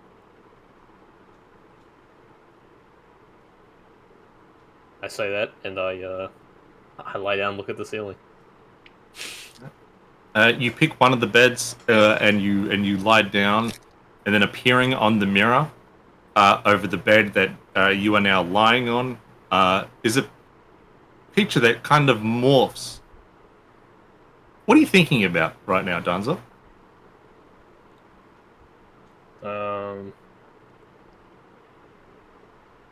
Uh, 3 days is a long time. I just want to get this shit over and done with. Alright. The mirror transforms into a small looping image of Danzog, arms crossed, scowl on his head, impatiently tapping his foot. What the hell? Do I notice it? Yeah, you're looking up the ceiling. The mirror is essentially on the wall next to it. What the hell? I jump back and kind of freak out. What the hell? You guys see that? Didn't see a thing, Dunzo. Oh, right. Go again. All right. I lie down again, and I. You lie down, and it I- changes. I think about I think about Finch just asking me to try it again. And it's a small looped image of you being surprised that Finch like imitating a gesture to be like, do it again, sort of thing. Do you see that? Do I see that? Yeah, you see it. Oh. What else does it do?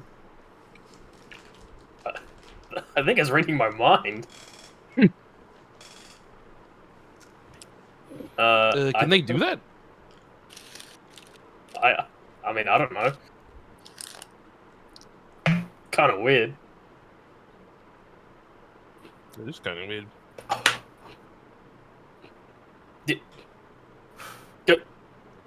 You go lie down. See what happens. I don't want to lie down. Ezekiel's here, right? Are you in the room, Ezekiel? Yeah. Huh? You lie down, Ezekiel. What are you thinking about? No, I think I might go for What? a walk. Well, don't tell me you're going for a walk. Why don't you sit on the bed and sort of show it to me? No, I can walk out, and you can see that then. And I walk out. You go to the door, Yeah. and it doesn't move. This fucking thing. Ooh. Dunzo, can I please have the key? Yeah. How do throw we him get the out? key. Well, I'll give it back to you. Or you just come to the door. How? and let me out. Oh yeah, I guess I could let you out. Yeah. All right. Yeah, I get up. I let him out. I hold the stone up to the door or something. You just hold the stone up to the door. It dissipates. I get through the door. Maybe ask about getting a second key, Ezekiel. And I feel like walk down the hall. if we had given you the second, the only key we have, and you get jumped, well, we're trapped in here. It's kind Well, of crazy. yeah. Well, I have the key. I just let Yeah. him out.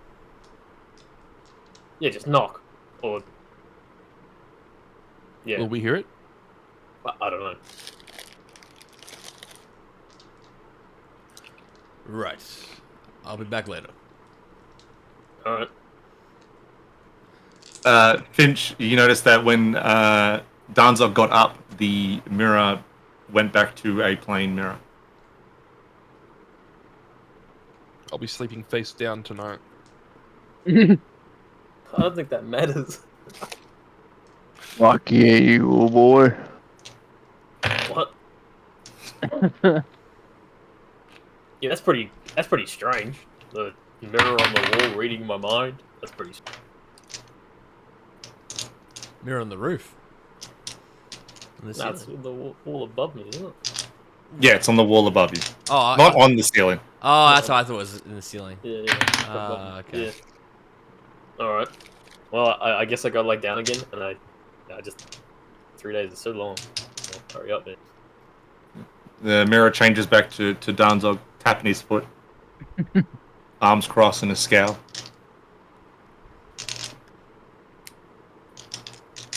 Ezekiel, what are you doing, brother? I'm just gonna go to the streets. I'm gonna stand in the middle of the street. All right. Do I see the peach tree in the distance? You do flank. Not. It's because of the way the city is and where you are. It's coming in. You don't feel. It feels like this city has a chokehold as you stand out there in the street. Yeah. You can faintly see above the buildings, and then through the clouds, branches of a tree. Cool. I'm just gonna have a bit of a long stare at it, and then I'm gonna look down at my hand. Yep. And I'm going to like just do that with my hand real quick and put it into what a shape of a stone could fit in it. And I think on that for about a minute. All right. And then I'm just gonna explore and come back during the night. All right then. Finch.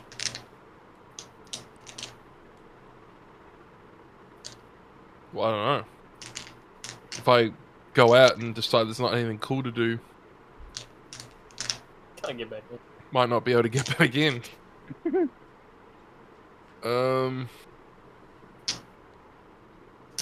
don't really want to fuck with the gems.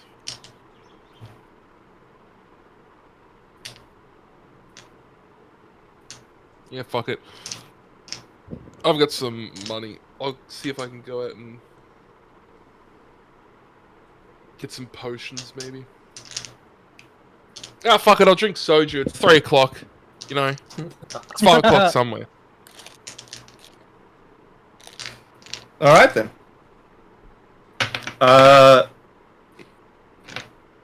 The room, the kitchen itself, you think of that. This just not sort of defeatist attitude, but this is like, fuck it. This is what I want to do. Why not? And as you think that, the kitchen starts to move. Cabinet starts to open. Glasses start to come out of the cabinets. And then from a small rack of drinks, one of the bottles floats, uncorks itself, pours into the cup.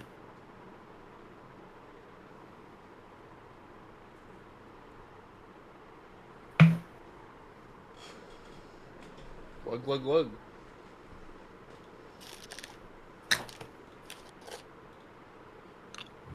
This is probably the best soju you have ever had. Oh my god. The right temperature, the right taste.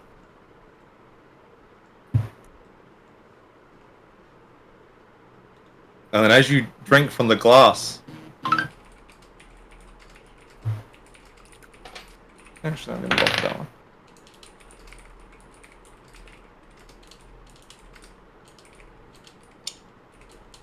Why have you never been to this place before? You think to yourself.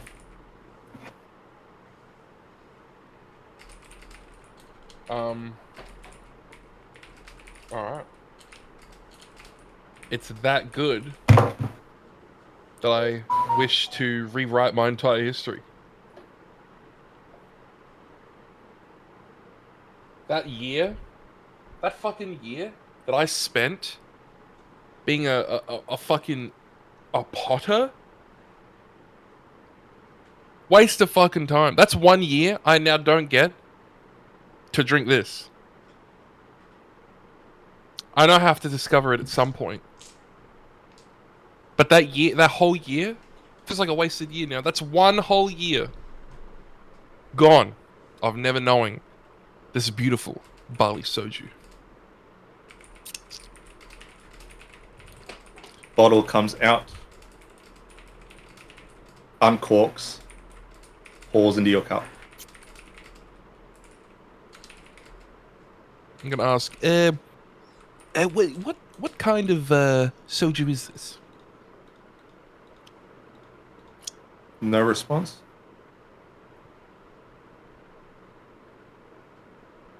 Who's the server? There is no server. Yeah, it's like magic, right? You are being poured by movable objects because you thought it. In the small kitchen that is in your room.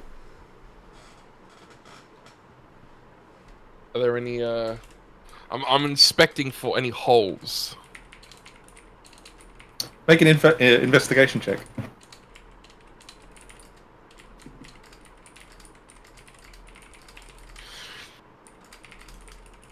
Shrewd investigator point.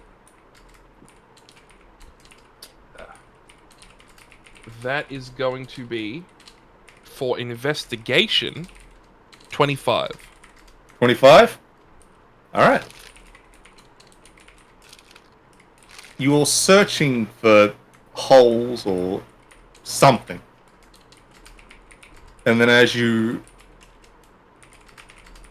still think of that, having put the glass down, and then an urge to drink again comes into your mind, and as it does so, the drink comes to you. But as you go to grab the drink, occupied on what might be something, instead of just grabbing the drink, you hit something. Invisible solidness. That's what I'm doing. Feel like you've grabbed onto really grabbing it. a wrist and arm.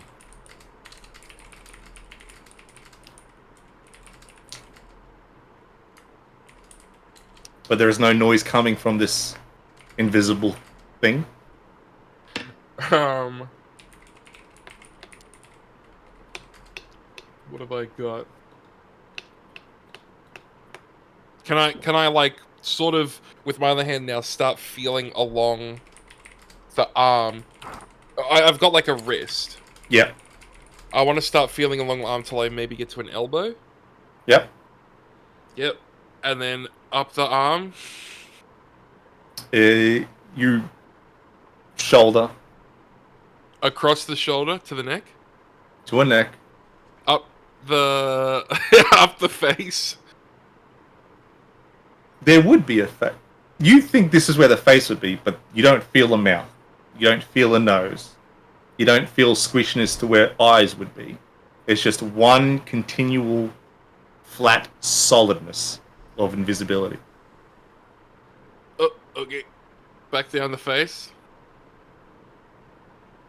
Down the face, the neck, To where the the neck. chest. To the neck. You attempt to Sort just of bring him squeeze. down. It comes down to where you think where you've got it to be sort of eye level to you. And it's still invisible?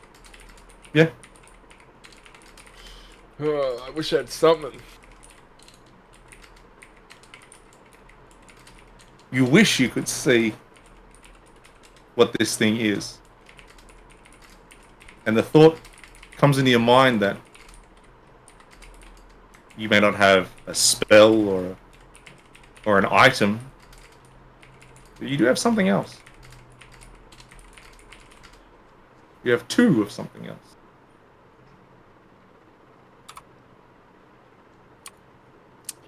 Well,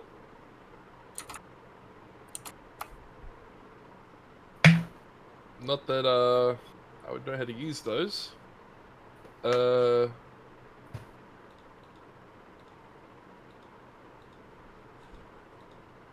This isn't in a separate room, is it? This is just in the kitchen in the room. Yes, correct. Yes. Okay. I'm just gonna be like, Dunzuk. Yeah.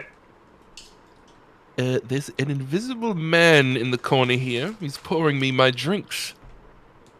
I shoot up very quickly. Huh? What? I've got him by the wrists and the neck.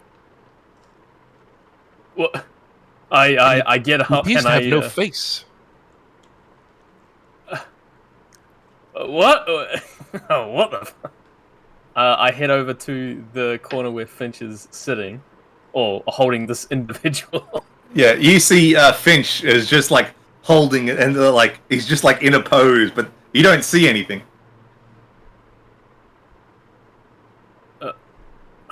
I walk over to him cautiously with a hand out, and I try and grab a gap between where Finch's hands are. Yeah, you're Do I able feel to anything? as you feel you there is a body there. I slowly move my hand up to where Finch's hand is on its neck. And I kind of beckon Finch to, hey, move your hand, man. I got this. Oh, okay. Yep. And I slowly, I kind of increase the pressure and go, hey, who's this? Releasing a little bit so the person can talk. There is a strange resistance in the attempt to squeeze on the throat. There is no noise that comes out of this invisible person. Say, Finch, is there a way to contact the front desk? Yeah, we seem to have some metal man in the corner. Let me get the key.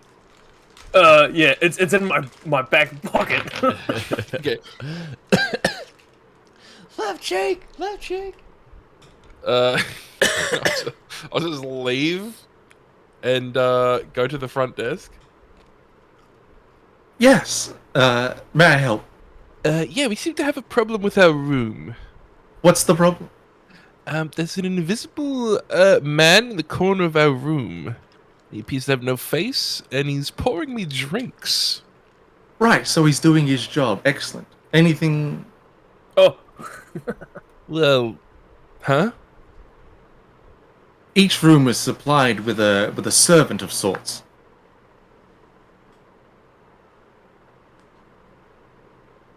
Oh. Oh, is this your first time here? Right. Terribly sorry.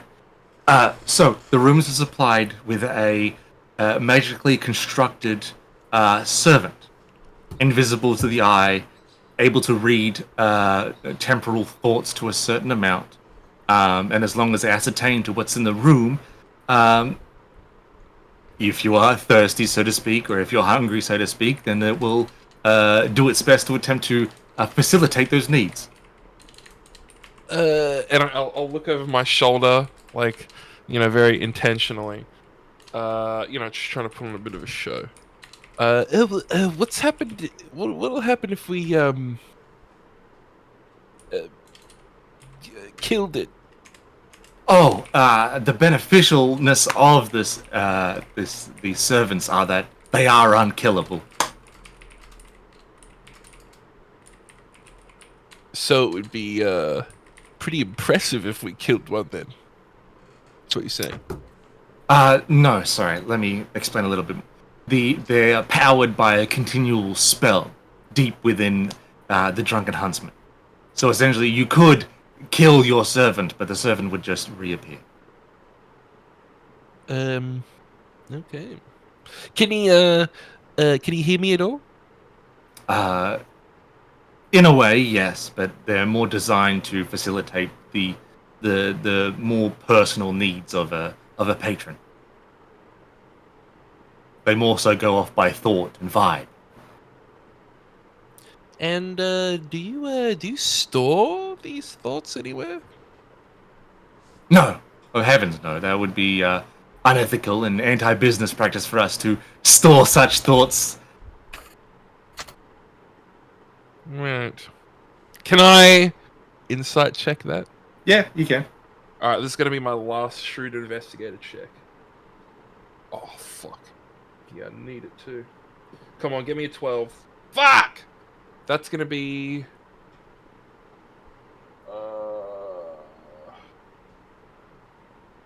23. 23. In your various dealings with Rakshasa, none have you ever really gone with the vibe that they give off that they care about ethics and business practices so much.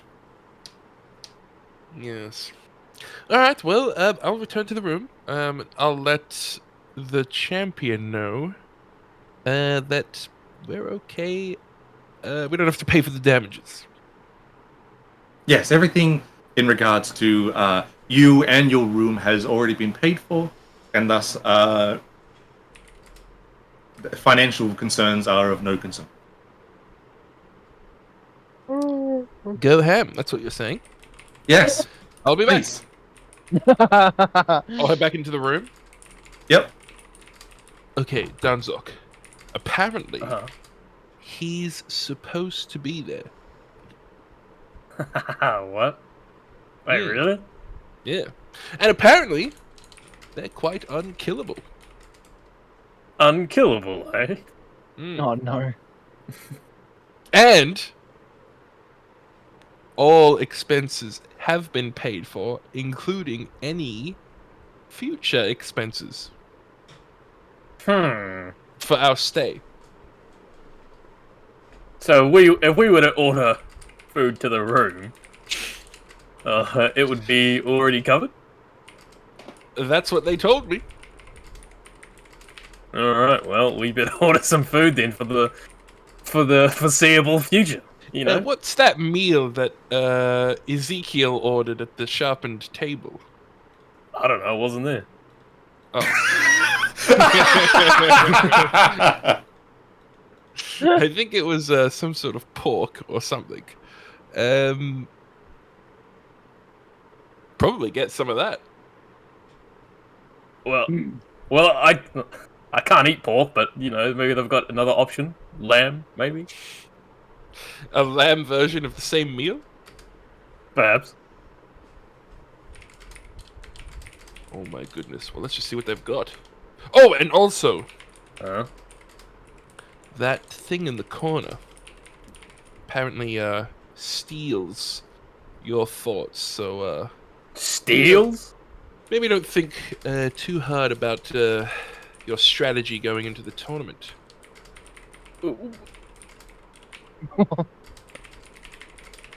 Yeah, that's good. What if we were to accidentally, you know, break this mirror? What is that paid for? The mirror? Yeah. Well, I didn't ask, but it's included with the room, so I'm assuming I'm assuming it is also included and expenses paid for. I mean, I didn't even think about that, but yeah, maybe we should fuck these mirrors off. Yeah. Well, let's see if we can actually break them. I unhand this invisible individual. And is there like some, I don't know, you know, like some hotels have like this little ottoman. Is there an ottoman around there somewhere? Hey, what?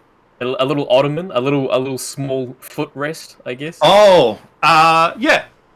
There's one of Alright. those. I pick that up and I hammer throw it at a fucking mirror. You pick it up, you hammer throw it at this mirror. It hits the mirror and it cracks. Vandalizing. Hey! That's like an ultimate comedy moment where it's like, oh, there's a thing on the roof, I need to get to it. Have you got a footstool or something? Oh, thanks. Just throws it at the fucking roof instead of using it to get up there. Yeah. Well, is it broken? It is cracked throughout, and it's still in the broken pieces of glass. It's still reflecting like the room, looking at it, but the only way to know if it's still reading your thoughts would be to lie down. All right. Well, I'll see if this works. I lie down and I think of the broken mirror.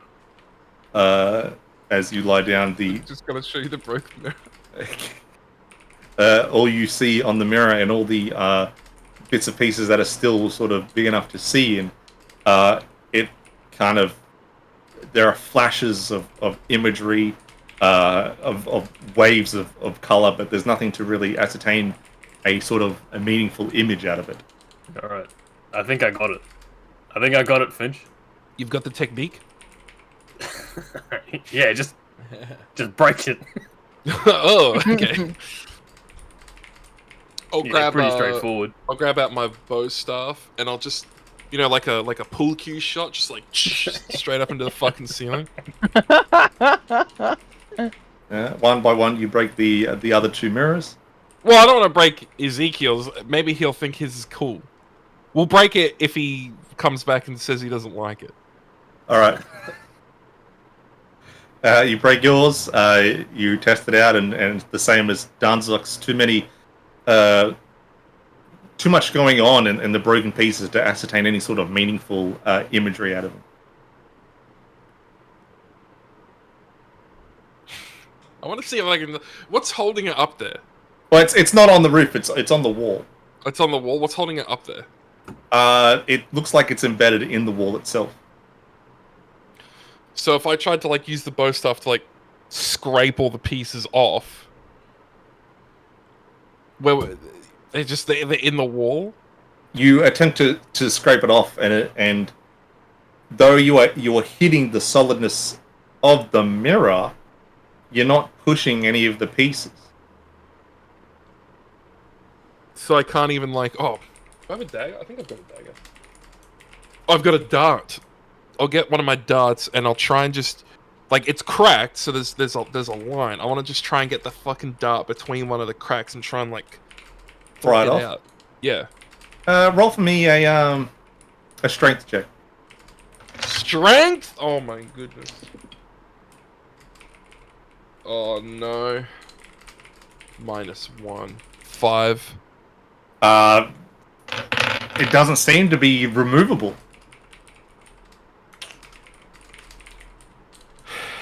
Yeah, Danzok, can you get a little shard of your mirror out of the wall? Just a little shard? I Just don't know how. I'm gonna. Just fucking... I feel like I'll cut myself if I do that. Well, you're conditioned. Oh, you can borrow my dart here. All right. It's got a little thing on the end. All right. I grab it and I try and shove it in between the. All right. Roll a strength check for me. I'll roll a strength check on this shit. Fun. 17. 17. You're able to find a point in this mirror wall where there appears to be a crack, and into the crack, and as you lift up, a small chunk of mirror comes out. And then as it does so, it looks like regular wall, no longer a mirror. What the hell? What I go back to my mirror, and I think about the mirror fixing itself. It doesn't attempt to fix okay. itself. Interesting. So what is the? I want to look at Danzok's mirror. What's in the hole left behind? In the hole left behind, there's just wall. Wooden. A wooden wall.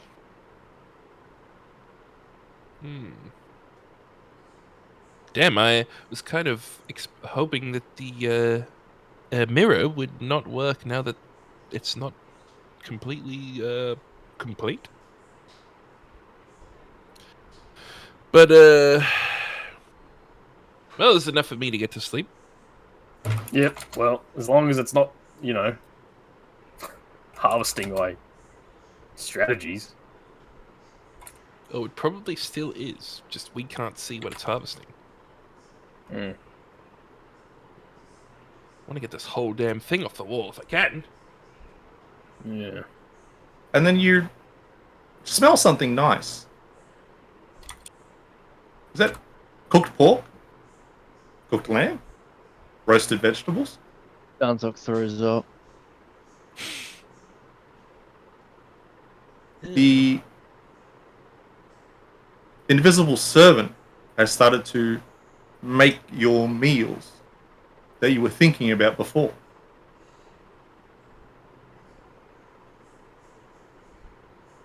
What? We can order with our mind. You see that? You see that? Who cooked it? I don't know.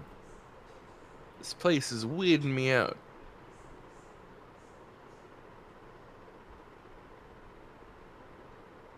This is very strange.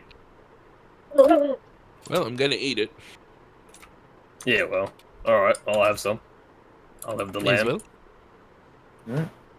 Yeah. And while you two dig into this cooked meal, Ezekiel.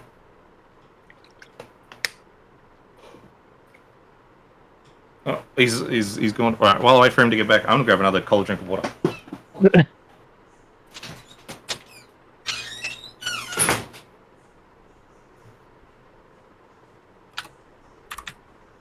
Just gonna go to the toilet very quickly. You already been or you going? Going, gotcha. Yeah, all right. You got it.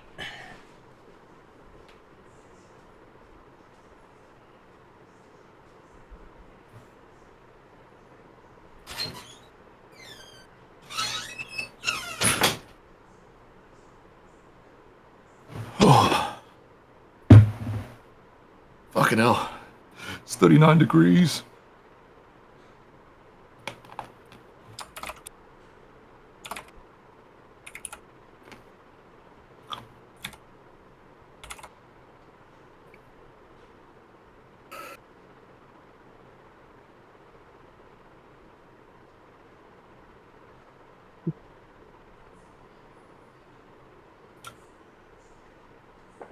Ugh.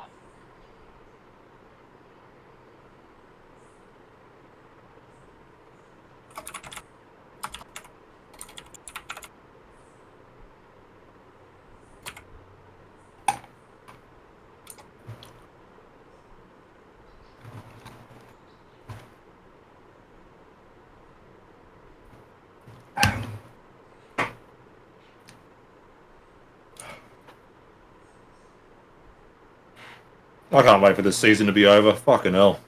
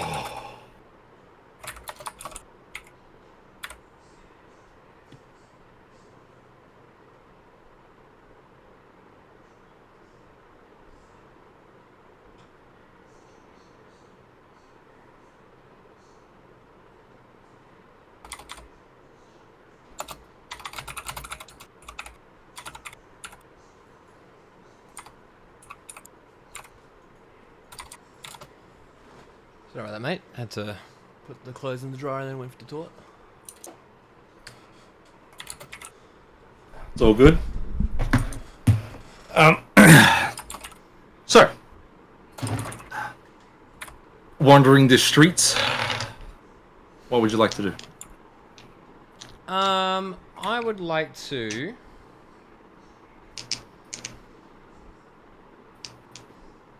I want to ask about the 13 peaches. All right. Because I find that, you know, it's all the same, right? Room 13, very similar desk, everything's provided.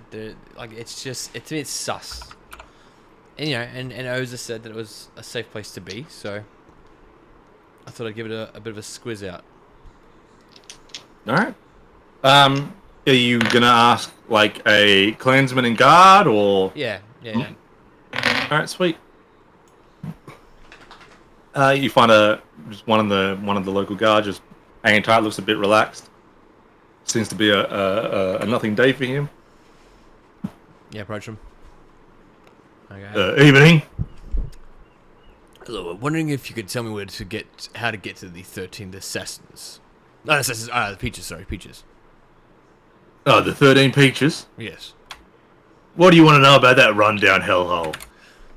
It's been told it's a place to go look at. You know, just a personal thing. Alright, well, that shithole of a fucking hotel. You want to head down to the Johto district. Right, and how long is that going to take by foot? Oh, it's on the other side of the city. So, by foot, God knows how long. Right. All right. Yeah, that whole district's riddled with crime, fucking disease. It's a fucking shithole of a place. Why's that? Are they just not being well looked after, or? Oh, God knows. Who knows what that clan over there's doing? Is it an issue between clans? I don't know. Well, can I roll insight? Yeah, sure. 10. Alright, what are we trying to insight? I don't know. Like, this is more because like, is he like enough? Like trying to see if he's able to hide, his his opinions on the other clan. You more so get the vibe of like you feel like he's just annoyed by this line of questioning and is trying to like cut it off. Right. Okay. All right. Well, I didn't mean to offend. I'm sorry. Well, thank you for your information, nonetheless. Yeah, no worries. That'll be 2 gold. 2 gold. Yeah. To talk to the public guard. For information. I don't think that's a fair amount of dollars. Well, the information cost you 2 gold. I don't think I'll be giving you that to you. I don't think I will. Fair enough. I ask who you are and where you're staying. No, I'm annoyed by this line of questioning. I'm gonna be going. I'll walk off. Alright, you walk off. Cool. I'll keep going down, and I'll see if I can find any like local food markets. What's your passive perception, by the way? It's 10. 10? Alright. Local markets? Yeah. Alright. Yeah, you're able to find some local markets. They're not real like open space. It seems like the Sinnoh district is more of a wealthier thing, so there's no sort of like open markets, there's just shops. Right. Okay. Anything selling? Any like pastries? Anything like that? Yeah, you're able to find an upscaled bakery.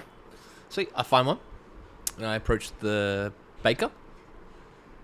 And I say, Yes.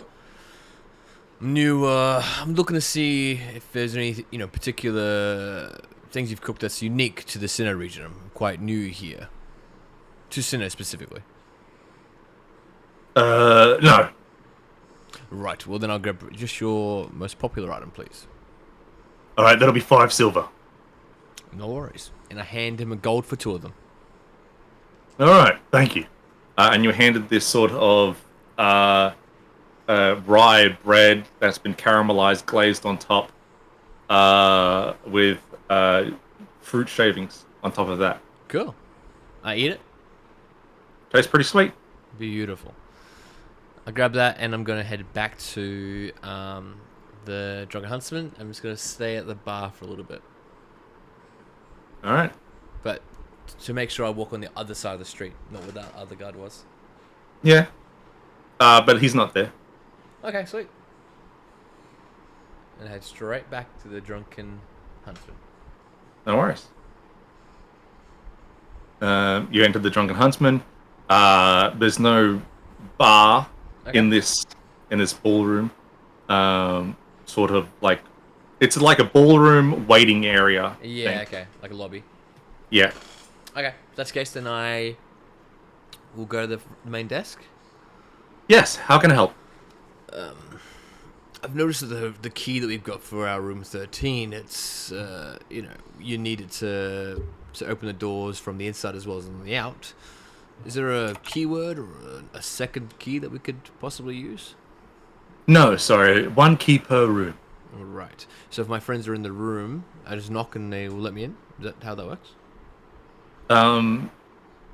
No. If you attempt to knock, no one will hear you inside. Right. So how do I get back in my room?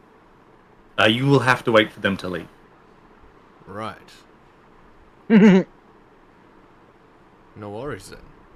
Due to security concerns, that is how we have created our establishment. Well, that makes sense. Fair enough. I can get with that. Right then. Well, no worries. Thank you very much. You're welcome. And I'm going to go to the door, and I'm just going to sit next to it until they open it. All right. And just think on the peach tree. All right. Finch and Dunzop, finishing up your meal that your unseen servant has created.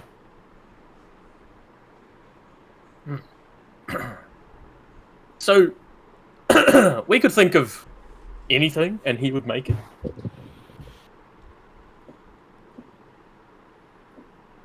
Supposedly. Who knows? I think to the deep recesses of my mind, and I think of a childhood memory of eating something, a fruit with the that kind of resembles a rock, but it has a soft fruit in the middle. And I remember getting delivered this fruit while staying at a tavern early on in the campaign, and I think back to that moment. I go, "Damn, I wonder if they have that." And I think really hard, and I go, that would be nice to have. A drawer opens up. There is a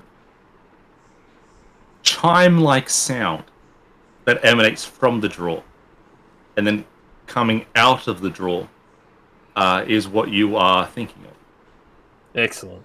I grab it out.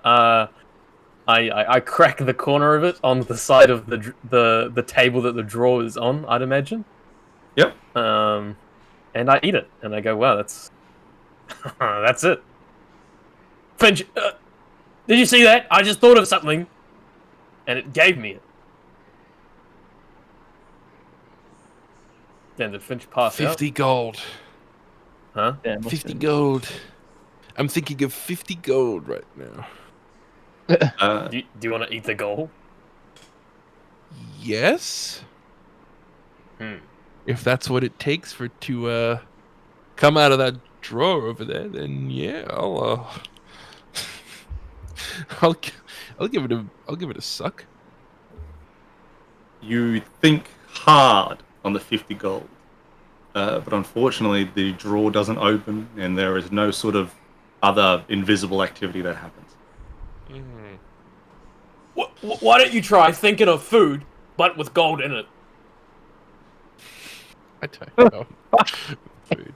I mean that's okay. I'll think of what's a food that's not gonna like get on the coin. I'm gonna think of what's something dry. I'm gonna think of jerky with gold coins sprinkled on top. 5 gold coins laid out. Oh, jerky with gold coins on it. That's what I feel like right now. Another drawer opens up. There's a sort of chime-like sound, and then a plate of gold-encrusted jerky. Finch, look! It's chocolate gold. We have the infinite money glitch.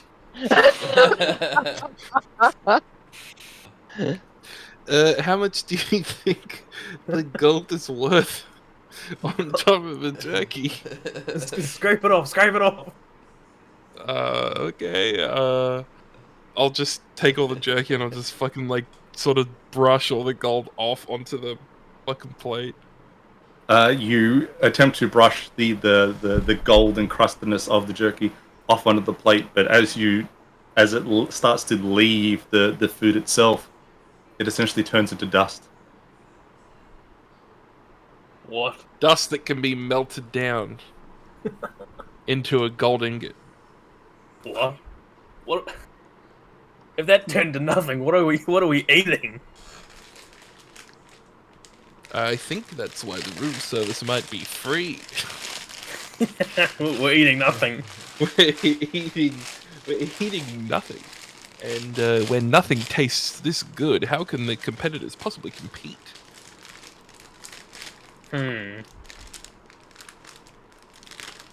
Well, this has been interesting. This room is crazy. Well, now what do you want to do? What's the time now? We've exhausted all of our plans. You have no idea what the time is. But you could probably hazard a guess that your shenanigans have lasted about an hour.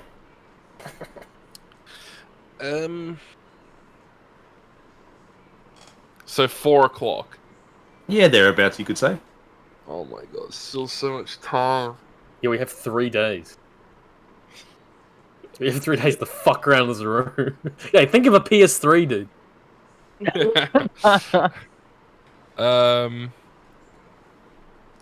Yeah, I'll think of a. Oh, do I have a game that I play? No, I don't.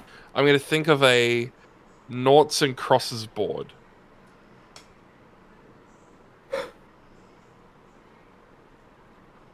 A cupboard on the opposite side of the kitchen opens, and then out of that cupboard comes a noughts and crosses board.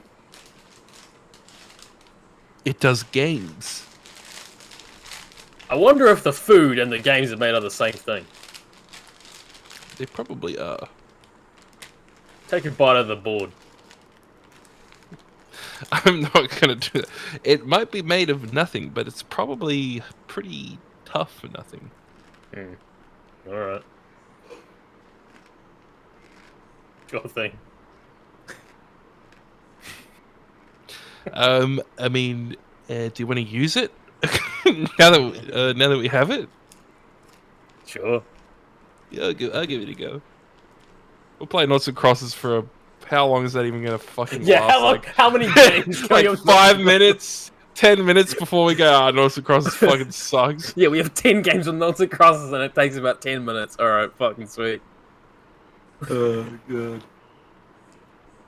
Ezekiel, as you are sitting outside the hallway waiting for your compatriots to open the door eventually, a couple from the other end, probably room 17, 18, walk past a more noblish looking hobgoblin with what could probably be assumed to be his hobgoblin wife, looks down and goes, may I ask why you are sitting there on the floor?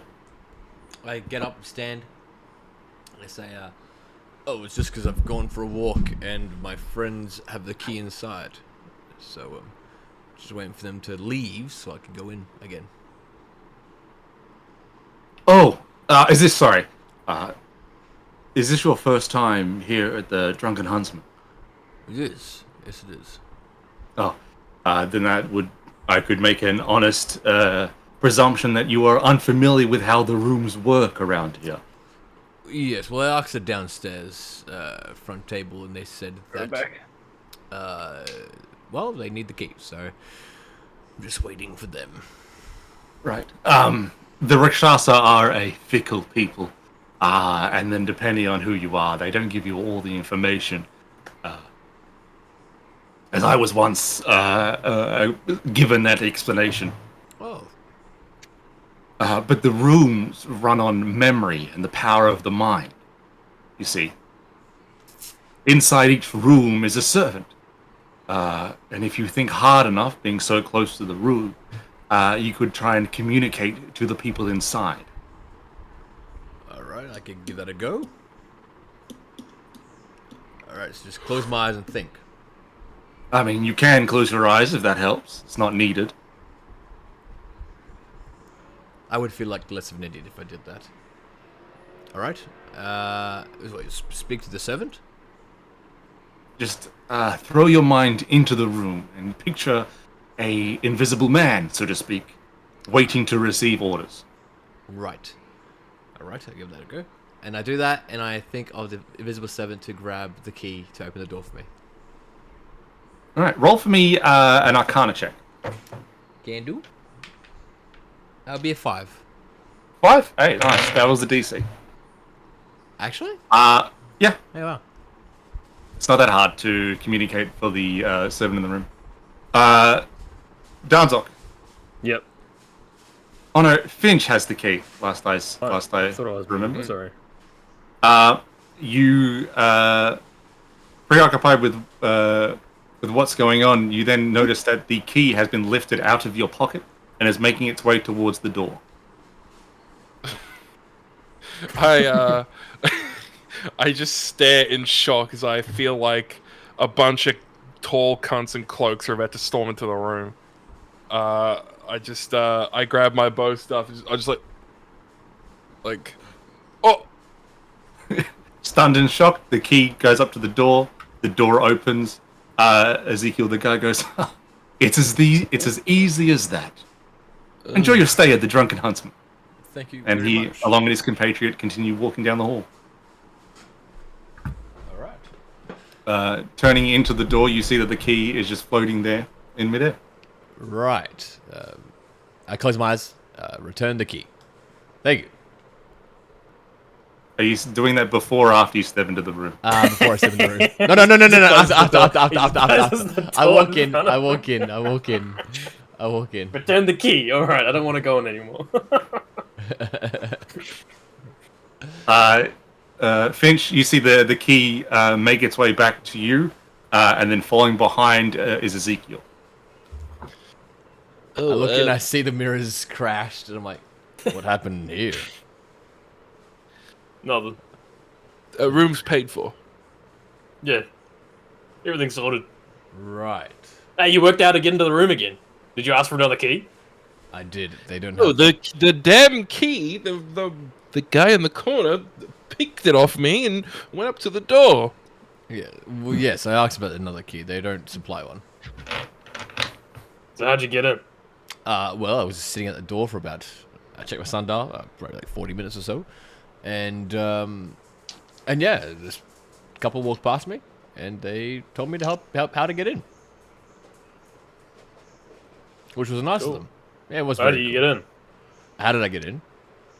Yeah, what did you do? The invisible man. I just closed my eyes and I thought about that invisible guy that I got told about, and I said, bring the key to the door. But could anyone do that? Could anyone just off the street go inside and go, open the door for me? I don't know. You have to ask someone random, I guess.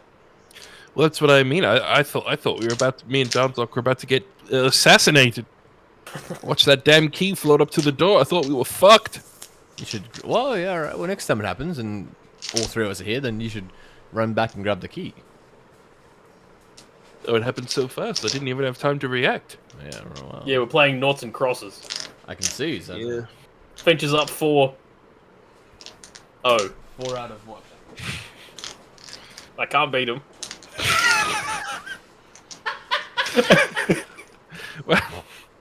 Well, I mean, we could try a different game. We could try dice or something.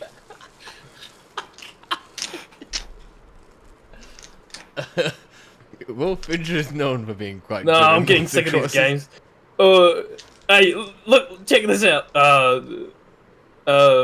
Ezekiel. Yes. What was that thing you ordered at that restaurant that made me fight? Remember, because you couldn't pay the bill. Yeah, I remember that very well. So do I. I don't remember the exact meal. I ate 3, so You ate 3. You don't remember the meal, but you ate 3 of them, and it cost almost 300 gold. Yes. Well, I ordered my meal, which was the full spread, I believe, is what it was called. Could you remember what it tasted like? Delicious. Yeah, Think of it. breadsticks was one of them. Think of it, and that you want it. Right. Yeah, Alright, watch I can do this. that. All right. Yeah, imagine the full spread in your Yeah, mind. watch this. Do it. I think of it the full spread. You think of the full spread. 3 drawers at the kitchen open up, the sound of chimes, and then exiting the 3 drawers, plates that look exactly like that trigger that memory of that night of having that meal. My stomach hurts thinking about it again, and I don't want to eat that. Why is it ready to go so quickly? Was it not prepared? Was it prepared earlier? No, you can think of anything. I don't want to eat that. Put it back. I think about the man putting it back. I don't think it works. I don't think he takes them back. Well, I don't want to eat it. It's bad memories. I don't want to eat that. I just thought about imagining a plate of shit and then smearing it on the mirror. That would be something an autistic person does. I mean, room's paid for, right? You know? Just smear his shit on the fucking mirror. Just fuck this room up. Man, fuck this room. Oh my god. Hey, well, you know, I didn't get to eat the full spread last time because I was, you know, occupied with my former colleagues. You can have mine. I can help you. I can help you finish it this You time. can have all of it. I don't want to eat this. Well, I can't have all of it. I've already eaten. Well, someone's gonna have it if he doesn't take it back. We can. What if we just take it outside and leave it in the hallway? I mean, we could end world hunger with this. It seems pretty cool. Right. How about I take one plate, you take the other plate, and the other one we'll just take outside and just leave it there. Someone will get it. Fuck, are you guys still fucking around with that food? I'll just. We have force 3 myself to days eat in it. this fucking town. I will. No, hey, maybe it will turn into nothing. Remember, like the gold turned into nothing. Oh yeah, Zika, we tried to game the system and spawn golden. Didn't work. What happened to the gold then? It just didn't come out. No, it turned into dust. Not gold dust, like Is this dust food going dust. to turn to dust? I don't know. Don't even know what it's made of, but it's not. Can't be real. Well, I'm definitely not eating it then. Well, it's all right to eat. We Yeah, don't know what toast it's made of. Does it? Alright, I'll Yeah. give it a shot. Now I cut a little bit of the full spread, mate, and I have a nice little couple of forks load. It's delicious. The best you've ever had. Well, can't help, I guess. It's all paid for, right? That's what they said. They also said a lot of things last time. That is true, and I'm gonna take the 3rd plate, get the key up to the door, and then try and take it out of the room. As you take the plate out of the room, as it starts to leave the room, the plate and the contents turn to dust. Oh, no evidence. I eat it all very quickly. Alright, well, let's fuck this off. I grab the noughts and crosses table and just fucking out the door. I said over easy. Like the plate of food before, it also turns to dust. But faster this time. Correct. It's like throwing fucking flour. Yeah, alright, what if you throw the food out the door? Will it just turn to dust on the way out? Yeah, it did. Yeah, but throw like heaps. Like a whole table's worth. Yeah, so why don't you think of like a giant bowl of meatballs? Yeah, right, okay. Like Well, why don't we think of the biggest bowl of meatballs that we can possibly think of, and then Yeah, think of yeah, what's the limit? 4 What's of the them. limit? What's the limit on this? How big could we get something? Oh, I'm gonna think of a cooked meatball, medium rare, the size of Donzok. What? Alright. And then we're gonna roll it out the door. Oh my god. The Damn, the Ozo would be having a great time with us.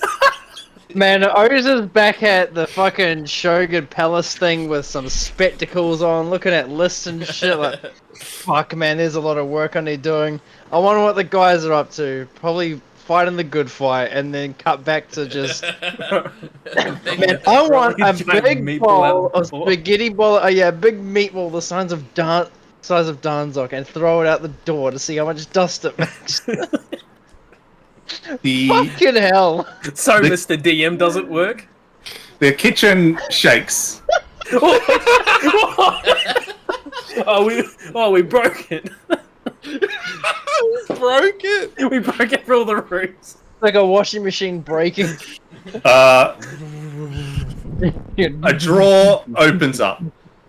The sound of chimes appear. And then 2 arms made of meatball come out. And then a head made of meatball comes out. And then a torso. And then legs. Oh my And then God. the pieces of meatball get put together and it kind of looks like Danzok.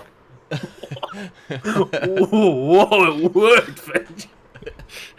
Now- Whoa, it worked. Now we just gotta carry this guy out of the room. I don't know if I want to be doing this. What if it caught with Oh, this? don't be such a stick in the mud, Ezekiel. I'm in a stick of the mud. I'm just. We got 3 days here, Ezekiel. We got fuck something to Let's go for do. a walk. This thing's to do. I'm sure it's a big city. Why It's am I only making- been an hour and Why we're would- already so bored. Why am I making a We Dunzuck played meatball? 5 games of noughts and crosses. And you lost all of them. Alright, Ezekiel. Alright, well, I'll grab a leg if you want to grab an arm. Let's get going Thank with you. it. Alright, let's do it. Unseen 7, open the And door, remember, please. let's throw him out. We pick up Meatball Dunzock. We walk You close pick to up the door. meatball Danzok. The on key to 3 the we door eat. goes near it. Evaporates. 1, 2, 3. Hey! And as the meatball body of Danzok hits the door, and as it leaves, each part of the body that leaves the door frame turns to dust.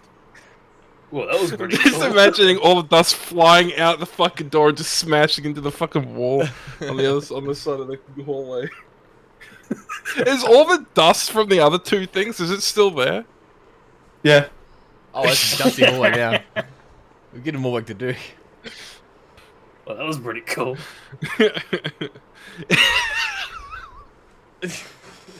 Every motherfucker has to walk past our door. Oh, holy fuck! What happened here? I'm so dusty. They've probably never even tried this. Well, that's pretty cool. What do we do now? Well, I don't know. I'm gonna have a sit down. This is very tiring. I'm gonna sit down on my bed. You sit down on your bed, and the mirror above turns to you looking at a giant peach tree. Oh yeah, we didn't smash yours because we weren't sure if you wanted to keep yours. Oh, the mirror, yes. I look back at the mirror. And it's you looking back at the mirror. Right. Oh, See, that's kinda reads cool. your mind. You think it's kind of cool. Yeah, that's good. Well, I mean, it's about as cool as a meatball you. Maybe.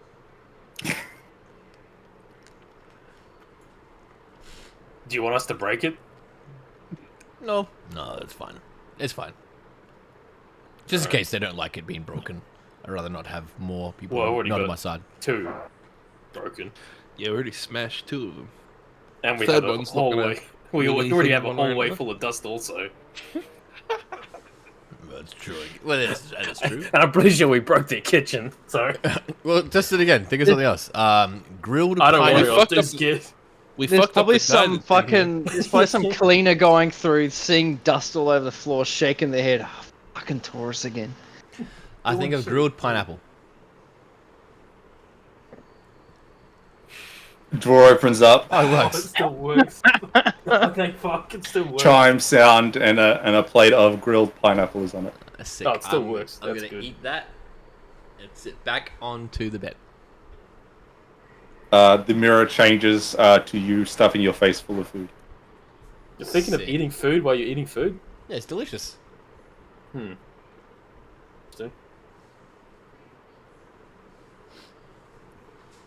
3 days. This is why we shouldn't have delayed, Danzok.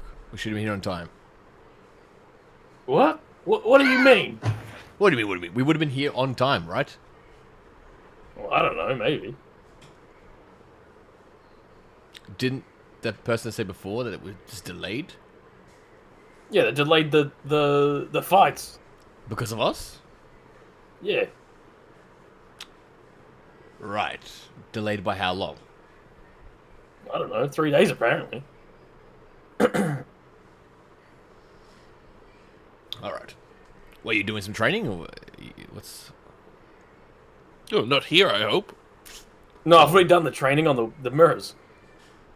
That's your training. No, I'm Oh, you joking. should have seen it. Ezekiel. Well, I mean, think 3 it days was is enough cool. to get a camp in, don't you think? I feel like your confidence might have, not your confidence, your focus might be off. You're thinking about knots and crosses and not punching bags. Well, fighting's a brain game also, Ezekiel. Yeah, well, Not that's just true. fighting. I don't know. Right. Do they have a what is it? Well, what do they call it here? Do they have a workout area? Like a gymnasium of some sort. Mm-hmm. I don't perhaps. know. Ask the servant, maybe he might know. The Does it invisible speak? one. Yeah, I does don't it think he speak? talks. Doesn't talk. All right, just does what we think of. Yeah. All right, I'll give this a shot. And I close my eyes and I think of, draw me a map to the gymnasium.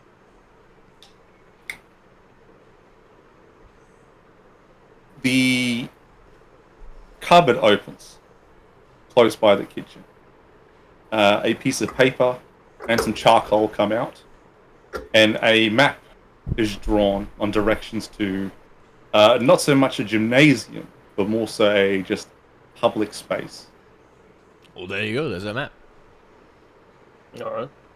Well, I guess we go do it. I'm just gonna get a second one, and I'm like, draw me a map to the 13 Peaches, please. The kitchen shakes, and there is a low growl. Oh, Ezekiel, you broke it. What I do?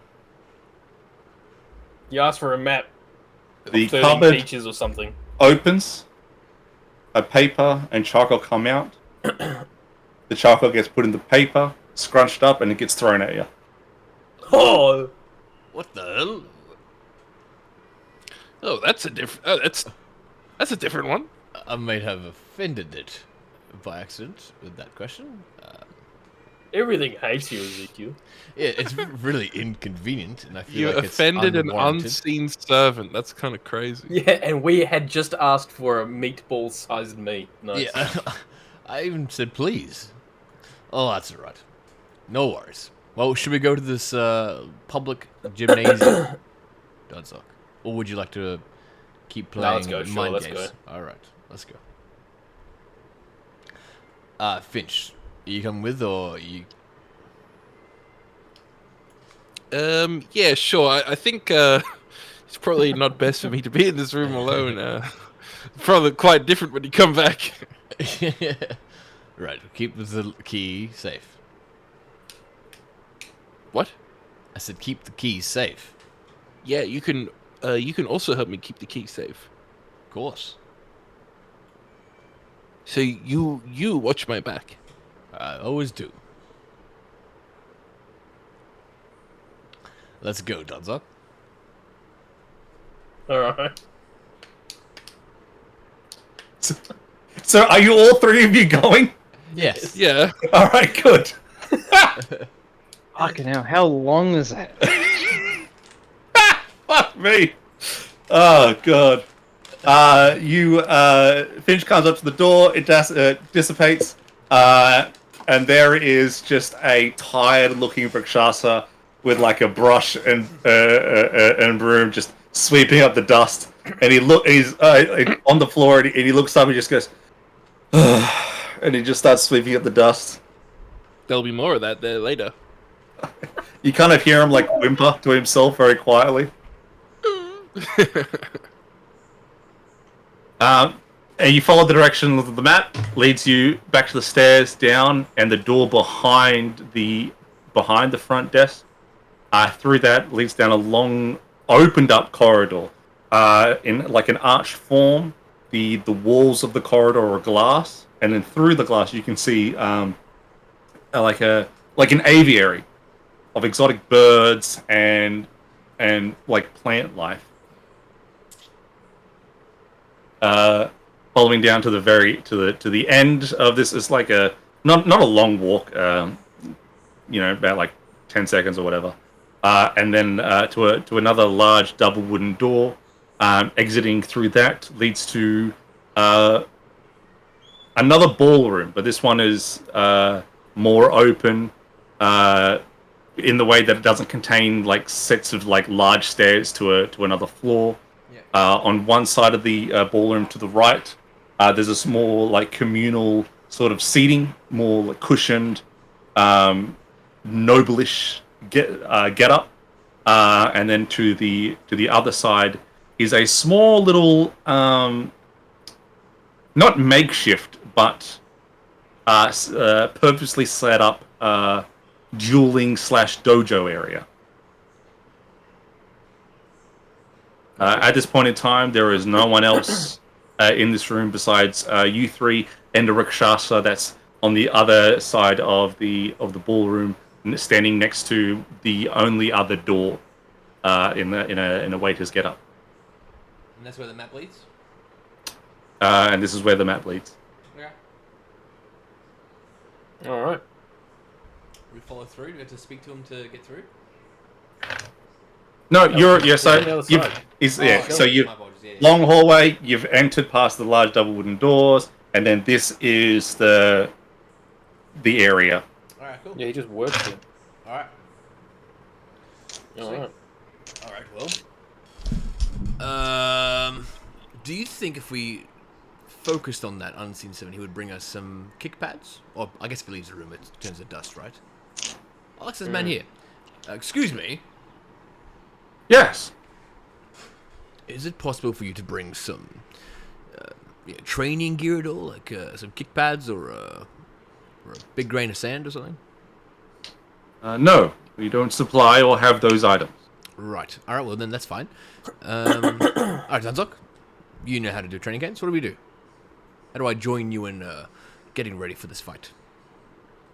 You can't really. It's just me. Well, but I can do a stretch if you're doing Do a some stretch. intense workouts and that's it. Really, I mean, if there's no equipment here, I can't really, do anything. Can't really practice techniques or anything. Only just movements and such. Well, let's do that. Let's have a run around and maybe get our cardio up. Yeah, all right. I shed my armor just to go to my sort of more common clothes, I guess, that's underneath. Yep. And I do circles around the perimeter. All right. And just have a cardiovascular workout. Fair enough.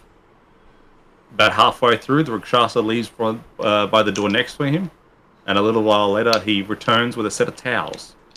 Oh shit. That's nice.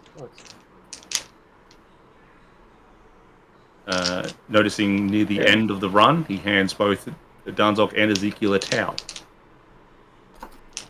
I say thank you. All right. Thanks. You're welcome. We are cheering for you, Danzok, to win in the fight in the next couple of days. Thanks. All right.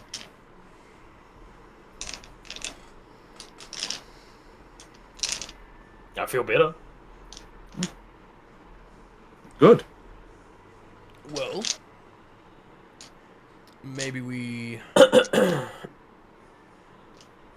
Well, do you feel prepared for your fight? Yeah, Right, good. I know what I have to do. Well, that's good. All right. Well, I guess we go back to the room and keep asking questions. I guess. Sure, I'm okay with that. What time is it?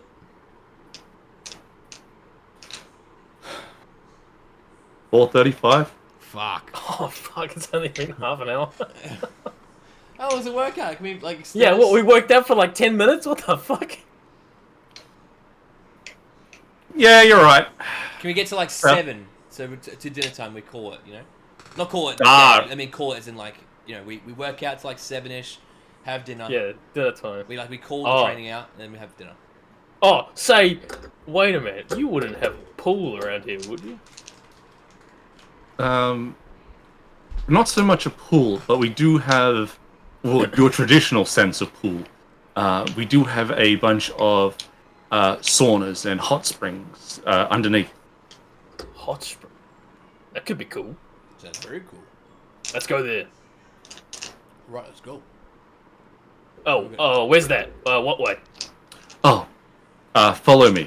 And he opens the door behind him. Oh, cool. Alright. Through a small hallway. This one's a lot smaller. A lot smaller compared to the one before. So more of a standard-sized hallway. This one is adorned with pictures drawn of Rakshasa. You can see that 2 of the pictures are familiar because 2 of them look like the lady at the front desk and the one that is with you right now. Right. Leads into a fork.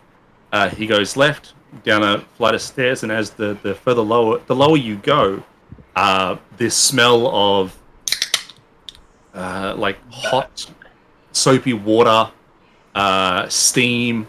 It gets a little bit hot until it levels out into this large open area where there are some sauna-like rooms to the side and a bunch of like hot springs sort of formations that are all individually connected.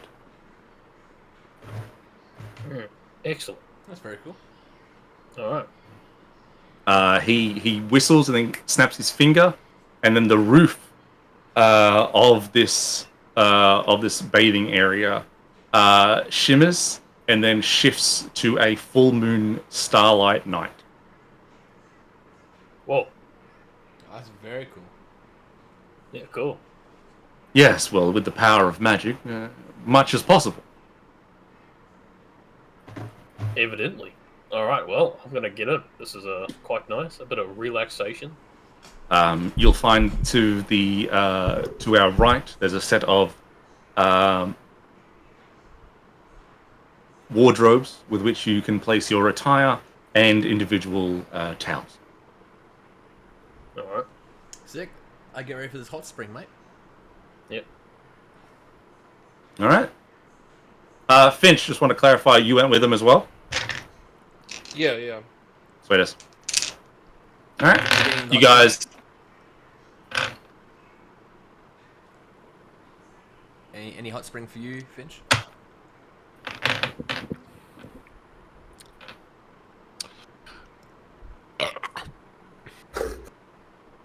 Which one did you guys pick? Which hot spring? Room, sauna, or hot spring? Hot spring. Hot spring. We're already there.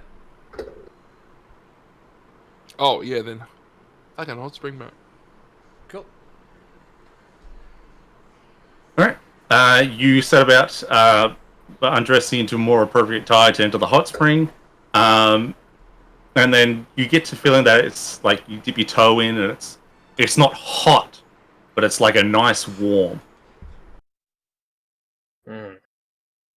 You are able to. There are 6. There are 6 large hot springs going all down in a row, but on like a crescent moon sort of curve. And each spring is connected by like a small bridge.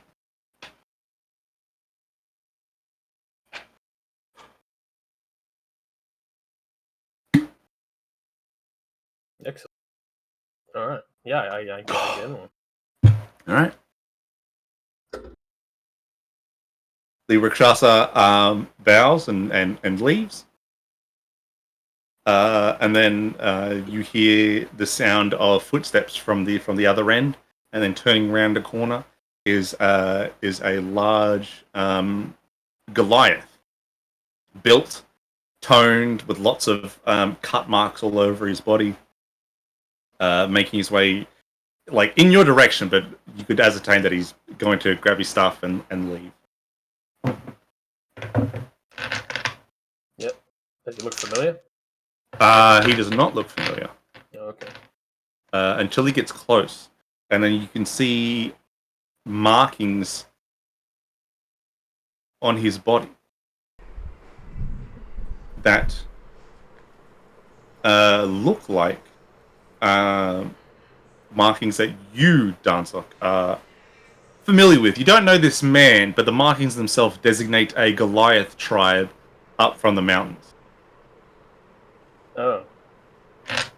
So he's like a close mountain tribe to the orcs I'm from? Same yes. Yes, same area. You would know that between his tribe and Crogden's retreat, there was a sort of friendly rivalry when it came to hunting season and stuff. But apart from that, friendly terms. Oh, right, okay. So he's chill now. Alright. I don't bother. I don't know. I feel like kind of weird. Oh, excuse me, you know. No.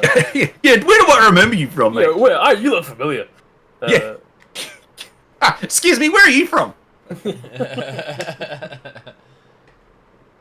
Yeah, He notices the group, nods, goes to the wardrobe, grabs his gear, and then as he starts to put his clothes back on, you see him stop in mid dressing, start up again, and then from one of the there's like a room next to where the saunas are. Door opens and a plate comes out, and on that plate is a drink.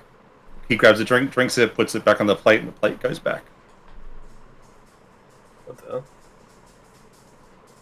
Oh. Alright. Puts on his gear, nods, as in like noticing that you're like acknowledgement, and then he leaves. Alright. Yeah, maybe he's another competitor. I see so. Yeah, interesting. Alright. Apart from that, the nice, relaxing. It's such a strange feeling to know that there's a roof there, but because of what appears to be an open sky, you might as well be outside. Cool. Just taking in serenity, mate. Yeah, chilling. It's so odd that a place like this has so much serenity when the rest of the town's like rioting and shit.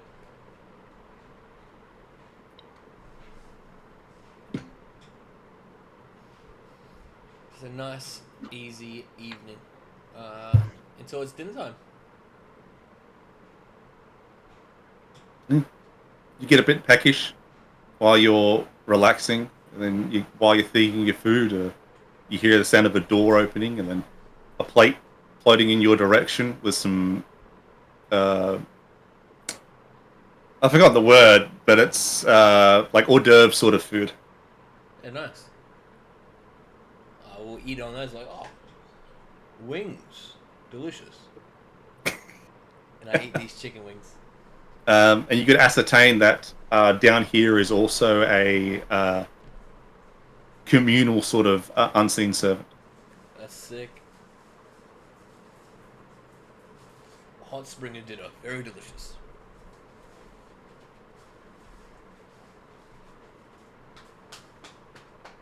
And I think with that, we will end today's session. Lady has something in her mouth. Hmm? What? Thank you, mate. She walked in with a bit of paper. Is that for you, mate? He's just received a message.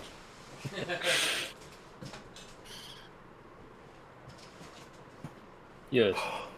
What's that lump on her elbow, man?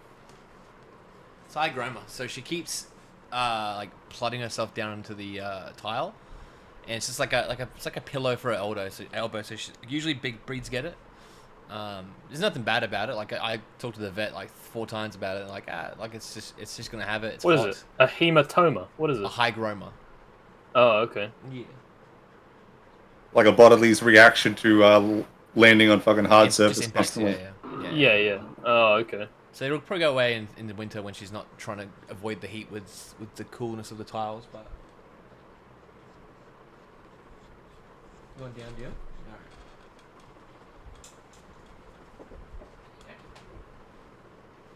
But yeah, good sesh, man. Thank you. That's fun. A big elbow. Yeah, huge elbow. Yeah, I was just